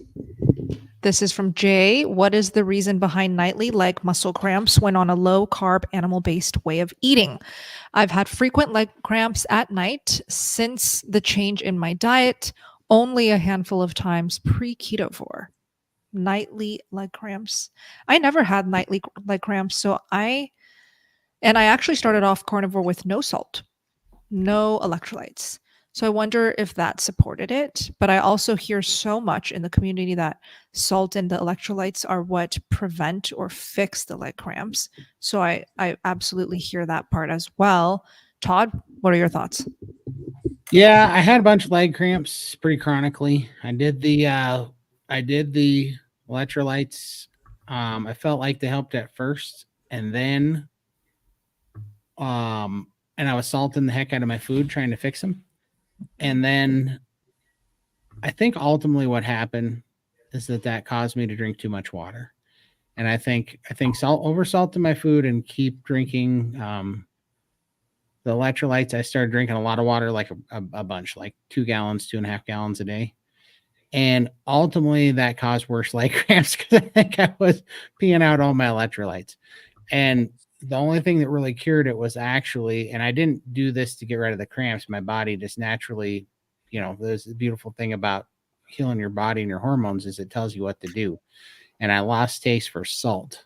So I stopped eating salt. Yeah. And I started dry fasting. I became more fat adapt when I started dry fasting, which gives you more access to metabolic fluid. And lo and behold, my cramps went away when that happened. So for me, I don't take electrolytes. I don't salt my food anymore, and I don't have cramps anymore. So, and you drink less too, Todd? Oh yeah, like now I drink somewhere between 50 and 75 ounces of fluid a day rather than 300 ounces of fluid a day. Wow. Okay. Yeah, pretty crazy. Very eye-opening. How about you, Adek? Did you ever get cramps? I did, but yeah, I did try the salt and the electrolytes. And like I said, I think I told last week, the mouth taping was actually what really helped me. Oh, yeah. Yeah. Mouth So taping. Right. That was kind of weird. Yeah, I think I heard it from Kelly Hogan. She had that too. Wow. Nice. Yeah. Very.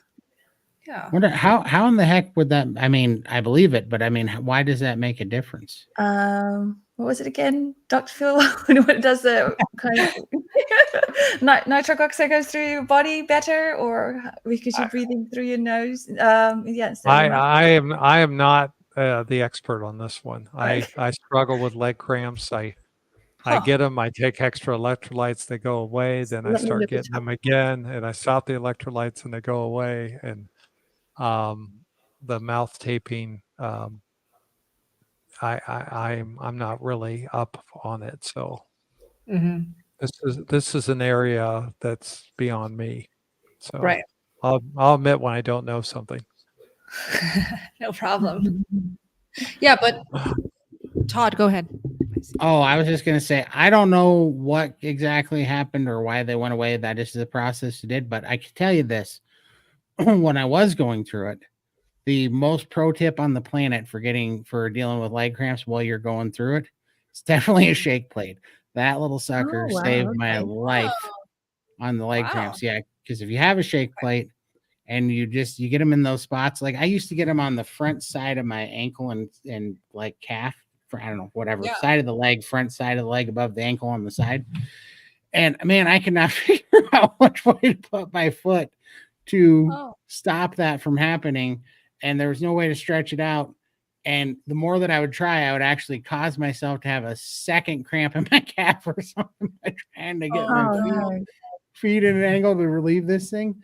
And just out of desperation, one night I got on my shake plate, and that thing is a lifesaver. If you're having cramps and it hits you in the night, and they're the ones that just latch on and you're trying to walk it off, and you're like, for 20, 30 minutes at a time, the shake plate, that will get rid of those cramps and shake it out in like 2.5 minutes at tops. It's incredible. It is the best way to get rid of leg cramps I've ever found, for sure. Magic Moon says shake plate. What's that? Well, it's a big machine. Let me see if I have a picture of it. It's a big machine. Life Pro makes them that you could stand on. It vibrates. It's a vibration plate. And the one that I have will do like oscillation vibrate. So it goes up and down, side to side at, I think, diagonals, and also does this weird little oscillation thing. But it's built to shake up your, I guess, you get blood flow, shake up your lymphatic system, just get things moving. But it also shakes up the muscles. Now, I think a lot of people use it for fluid and lymphatic issues, but I've been watching in the gym, they're getting way more popular for weightlifters and stuff. I see them in the gym, in every gym I've been to, and I tried it myself. What'd you think of it? Okay, I literally thought my brain was jiggling all over my head. I was like, what is this? And it was the lowest setting. I tried one number higher, and I was like, this is too much. This is so strong. Did you have your knees locked? I think I had it relaxed. Typically, I like to just like do it for relaxation. I do like it. It's just very intense upon your first time. It helps if you have your knees bent a little bit, is what I'm saying. If you have your knees locked straight up and down, you won't feel the brain thing. Yeah, you'll get it in the place of your neck. But if you bend your knees a little bit, and just a slight bend, then your knees are kind of a little bit of a shock absorber, and it doesn't rattle your brainstem. But when you do it, I've been watching the weightlifters, and they go in there to warm up because it creates blood flow and oxygenates their tissue better. But then what's cool is they go lift hard. They go do it again to get rid of the lactic acid because it moves so you don't go home sore. It's crazy. They're super handy. Okay. It's very effective, very loved by weightlifters for sure. Yeah, for sure. Super cool. I just wanted to reply to this Kathy. So sweet. You're so sweet. Thank you so much. She says, "Oh, Bella, you're so radiant married. I love being married. It's so cool." I don't know. It just feels different. I feel grown up, and I feel just overall very happy, that I get to have the stability with the love of my life. And yeah, thank you so much. Just wanted to feature this very sweet message. Thank you. Love you too. Love you too, Kathy. So 10 out of 10 recommend, huh? With the right person, yes. That's a good one. Make sure it's the right person, though. Yeah. Question for everyone in this live, actually, since we're on the topic of being married. Are you married? Yes or To a no? carnivore. Well, then we're not going to get a lot of yeses. Yeah. No.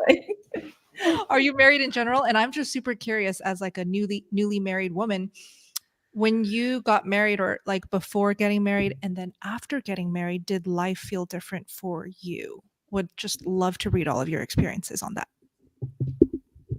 Cool. Perfect. Any questions? There we go. Yes. We still have a lot. We could Okay. practically go until midnight. So we will have to wrap up. I want to say maybe 20 more minutes because I'm hungry, guys. I'm hungry. Okay. Yeah, another Charles. 3 pounds of ribeye, right? Oh yes. I cannot It is wait. morning here. Oh, what time is it? Is it 4:15? Oh, wow. Oh 4:19. Gosh, Adek, I 4:15 don't in want the to- morning. Too much fun. So no worries. Wow. I love you.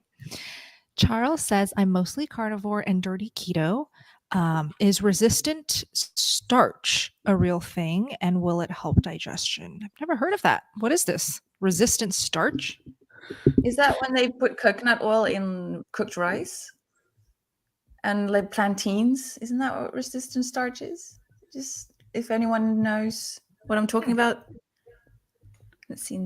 What I was thinking it was, I have no idea. What I was thinking it was is I watched those channels on YouTube that are like the continuous glucose guys that show like, so they'll take rice and they'll cook rice and they'll eat it hot, and then they'll take their blood sugar glucose reading and it'll be whatever, it gets a baseline, but then they take that same rice and they put it in the refrigerator and eat it a day later, and it has a way less blood sugar spike. And so they say that there's certain ways to make starches and prepare starches to make them more insulin, or to make them more resistant to lower the GI index. Yeah. So that's a lot of work, you guys. So my question for this, so I Googled it real quick, and it looks like starch that's resistant to breakdown into the core sugars, which starch is nothing more than a chain of glucose molecules or whatever sugar the starch is made of. And the question is, why take any starch? Because it's got resistant, just means it's resistant to your body cleaving it back into sugars, but it's still basically a complex carbohydrate. So it always gets me when I see all these supplements and things that make all these promises that people want, and they take them to try to counteract, the bad eating habits. And why not just eat the right foods? Yeah. So it's not going to help with digestion, don't you think, Dr. Phil? Because that's he's I mean, it's undigestible, right? Some substance that you're taking in, and I could go on forever about, the science community calls us primates, but primates like gorillas have the ability to break down cellulose. They're able to ferment in their gut. We don't ferment in our gut. So the fact that you're doing a resistant starch, to me, means it's almost like a cellulose, which is a non-digestible carbohydrate in humans. And why would you want to do that if you're low carb? What's the benefit? And I really quick went on the internet and looked up all the claims, and it's like, but that's nonsense. It's just like nonsense when people take. This has always been a bugaboo for me for the last 40 years of my career, that I see something that, like a health food supplement that says DNA ACE. This is the enzyme in your body that breaks down abnormal DNA so it won't turn into mutant DNA. Okay. Oh boy, I got to have that, right? Well, the problem is it's a protein. And if all enzymes are basically proteins, and if you digest a protein, your body's going to make it into amino acids. So buying a supplement so that you have an expensive source of amino acids, which are not going to work as an enzyme in your body because the stomach is perfectly designed to break down those proteins. And it's not like that enzyme's ever going to be used by your body. It's just going to be broken into the constituent amino acids and repackaged into your liver to something else. It's not going to, and next time it won't be DNA ACE, it'll be something else. The only DNA ACE that works in your brain to kill kill mutations is the DNA ACE that your healthy body makes. And I just don't get it. So, and I know there's a lot of functional medicine people out there and things that, you know, do all this stuff, but you can't ignore human physiology. You eat a protein, it's going to break down into amino acids. You eat a starch, even if it's resistant, it's going to break down to glucose eventually. And that's going to stimulate your insulin, and that's defeating your whole purpose. So I can't see why that would be a good strategy. Perfect. Thank you, Dr. Phil. Thank you guys for chiming in on this. Before I get to Regina, I just wanted to feature some of these answers to the married life question. Let's just take a break and have some fun. Okay. Thank you. Thank you so much for the congratulations, guys. Okay. So Bree says, I was just married to the love of my life. I think it's so cool too. We are now carnivores because of you. Oh my gosh. Wow. That's so exciting, Bree. Congratulations to you too. Wife and hubby both are carnivore. That's literally the dream goal right there. Congrats. Single and looking, troopers single and looking. You know, the carnivore community is so vibrant. We're all so sociable and outgoing and also genuine people. I really feel like there must have been by now people who found each other and started dating and got married, right? Do we know of any Florida? Florida? What do you mean? No, hacking your health to meet. Oh, that's another way. Is in-person events. Yes. It's called Hack Your Health, not hook up. No, sorry. Hack your health. Oh man. Oh my god. Adek is single, guys. By the way, she is single. So, and Todd, are you single? Yes, I am. I'm working on it though. Oh. Okay. So, and Dr. Phil, you're married? Married for 42 and almost 43 years. So, so you're still working out the kinks in that thing, huh? yeah, still married to my first wife. Love of my life. Yes, love of my life. Marriage, been there, done that. Might again. I love the might again because I'm not getting married again. Sorry. Adek, you were married before. Yes, that's right. I don't know why I keep forgetting. Okay. That's all right. Yeah. Yes, married for 23 years to my best friend. Congratulations, Terry. That's so wonderful. Married for 36 years. Wow, that's awesome. Happy 37th anniversary. Oh, my food addiction. 14 years. Third time. It's a charm. Good. Yes. Third time is the charm. Yay. What's this? I just tell my wife, thanks for the time, Warden. What is this? Oh boy. Love the sense of humor there.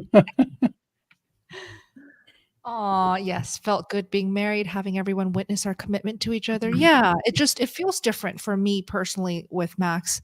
Now that we're married, everything's official, and you know, my father and mother-in-law know about it. It just feels more real to me, you know, the relationship. Maybe this is just more old school thinking, but I do value getting married.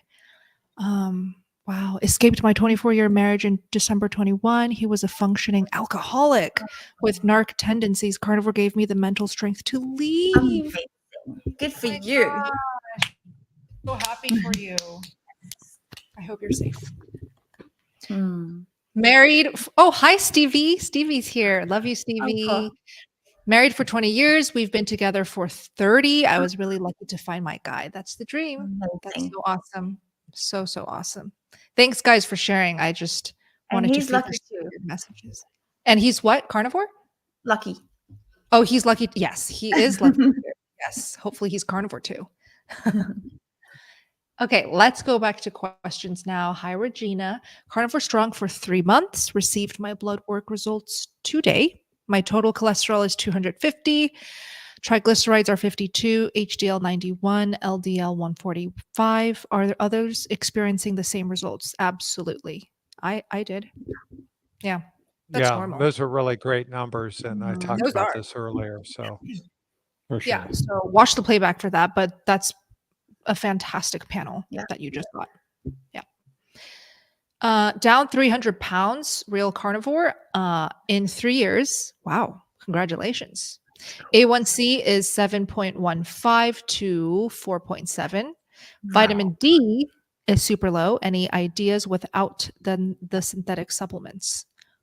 Oh, so yeah, he wants- your tank is really low right now, 4.7, and I was down to 6, and you it takes forever to build that back up when you're that low. Single digit vitamin D is a very serious deficit, and it could take you a long time to build that up. And so I would recommend you take D3 and probably 125 milligrams or 5,000 international units, depending on where you're at.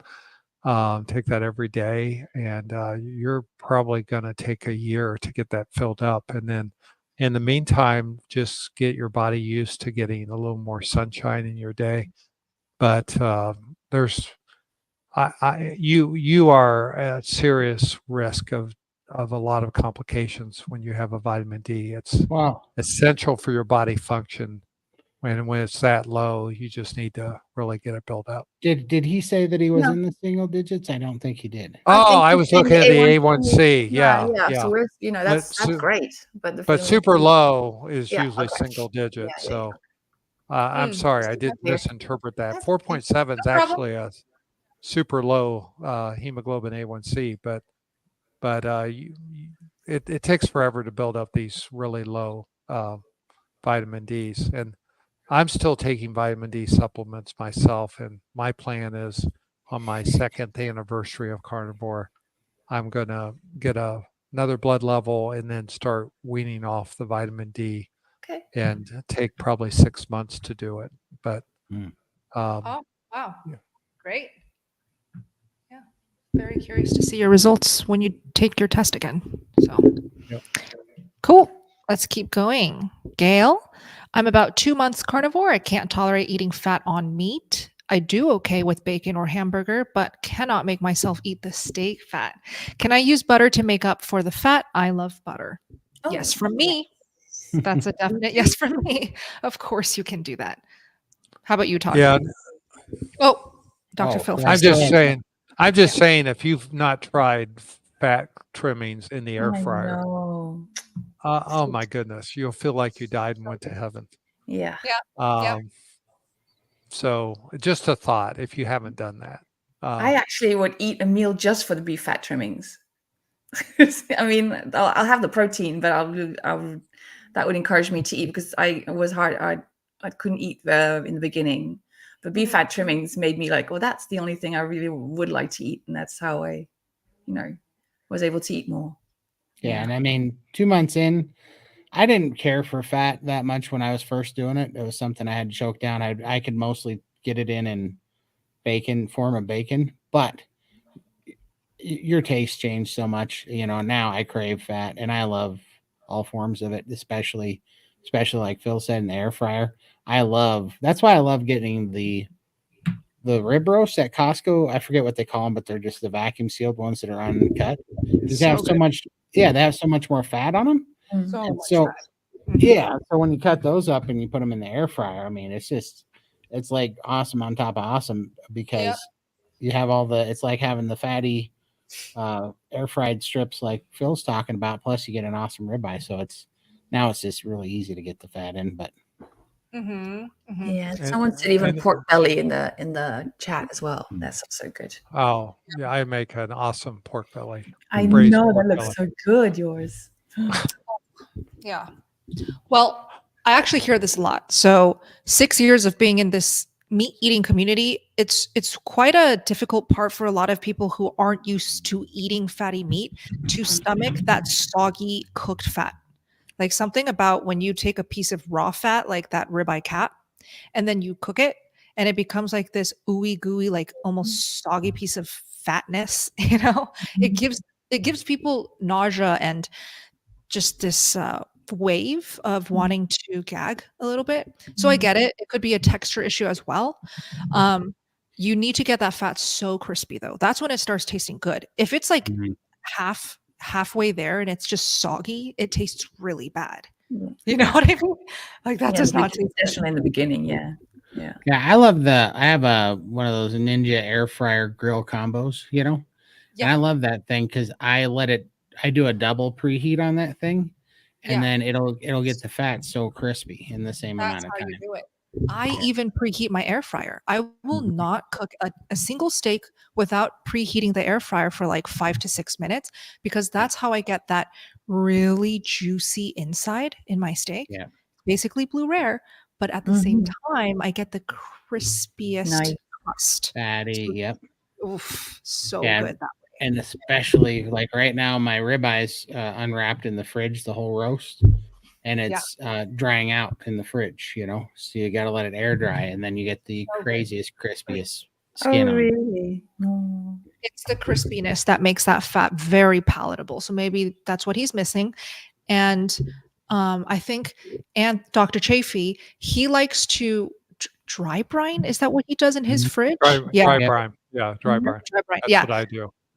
Very cool. So that's another hack, is you dry your meat by setting it on a rack in your fridge for like a week or something. I don't know how long he does it. How long do you do it, Dr. Phil? So I'll buy like a package of 5 really thick cut ribeyes, like the 2-inch ones. And I put them on a rack, and I actually salt them. I know you and Chafee don't salt your meat, but dry brining indicates salt. So exactly. That's why I didn't say brine. Both sides.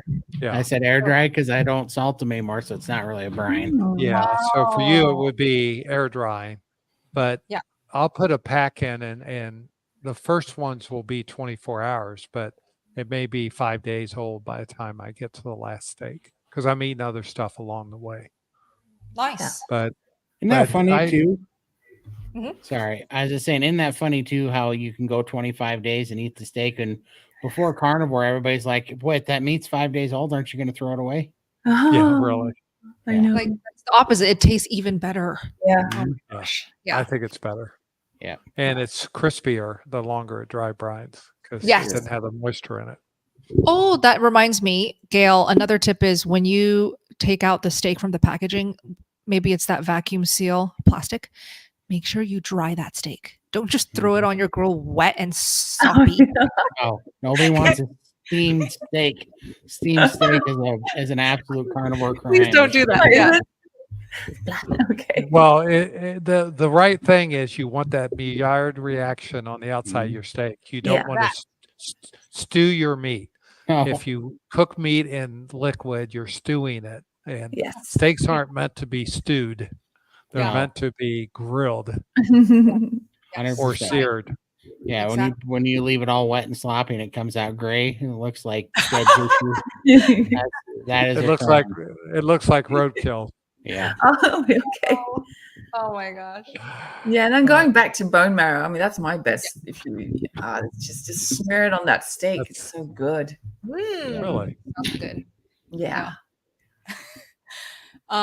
Okay, let's see. Ooh, I watched them do pork belly and goose on open fire. It was amazing and crispy. Oh, on open fire is the dream. Fire it up. Burn it. Duck. So good. Thank you, Nav. Wow, Nav really loves asking questions. Thank you. Good. How do I make my steaks tender? Okay. I dry brine and some come out tough and some tender. I don't get what makes the difference. Man, cuts of beef are so hit or miss. Like, it really is crazy. You can get I get a little bit irritated sometimes because I'll get, I go buy the prime brisket prime rib briskets that are, like 18 pounds usually on average. And I buy them by the case. So I'll get 5 of them at a time. And sometimes even the prime ones, I'll get 2 of them that are just tough as heck. And it makes me mad. But I've just kind of learned to lean into it. And I definitely learned how to cut it and to make them still more enjoyable. But you're just going to have that sometimes. Like that is something for sure. I'm just saying, I don't know what all you're doing to the steaks or what grade they are, but you might not be doing anything wrong. Sometimes it's just a cut of steak. It's kind of a, it's a living animal. It's not, or it was a living animal. It's not like it's not factory produced. It's not all going to be the same. True. Well, even the rib roast, I watched a butcher show where they were showing how to cut steaks, and it's those guys with the long beards. I don't know their name, but they were explaining how even the rib roast, there's a tough end and a tender end. So when you buy a rib roast and cut your own steaks, which is what they do at Costco or your local butcher, they get the big long rib roast and they slice them. There's going to be some tough ones and there's going to be some more tenders. And then, so it's like going to Little Red Riding Hood's house. There's going to be some that are too tough, some are too tender, and some are just right. That's so true. But I do have to say, the longer I've been carnivore, the more that I actually like. It sounds crazy, but I like the spectrum of different textures of the same steak. I started enjoying chewing on, having a little bit of resistance, and I sometimes really like the, really juicy one. Like I've learned to enjoy the whole spectrum of ribeyes because, I don't know. It reminds me of when Joe Rogan said, "What do you eat?" He said, "Well, beef, salt, water, sparkling water," and he started listing the types of water he drinks. and Joe Rogan was like, "Oh, so you drink water?" And he goes, "No. When you only eat beef, salt, and water, it's important that you have variety of the water." You have to appreciate the variety in the cuts, the steak, the texture of the steak. Hey, I do have a little hack for this though. Is if when I get a steak that's tough, I take it off my plate, put it on the cutting board, take my big carving knife, and I thin slice it with the carving knife because I can't get it that thin with the steak knife. And I normally eat my meat probably like a 1/4 inch thick, but when I thin slice it, I'll do it like 1/8 of an inch, and it makes it tender because you're not chewing through so much. So Yeah, again, scissors. that's a little hack. Scissors? You're so Asian. Like Adek and I, we literally connect on everything we do. It's like I do that, I do that, I do that.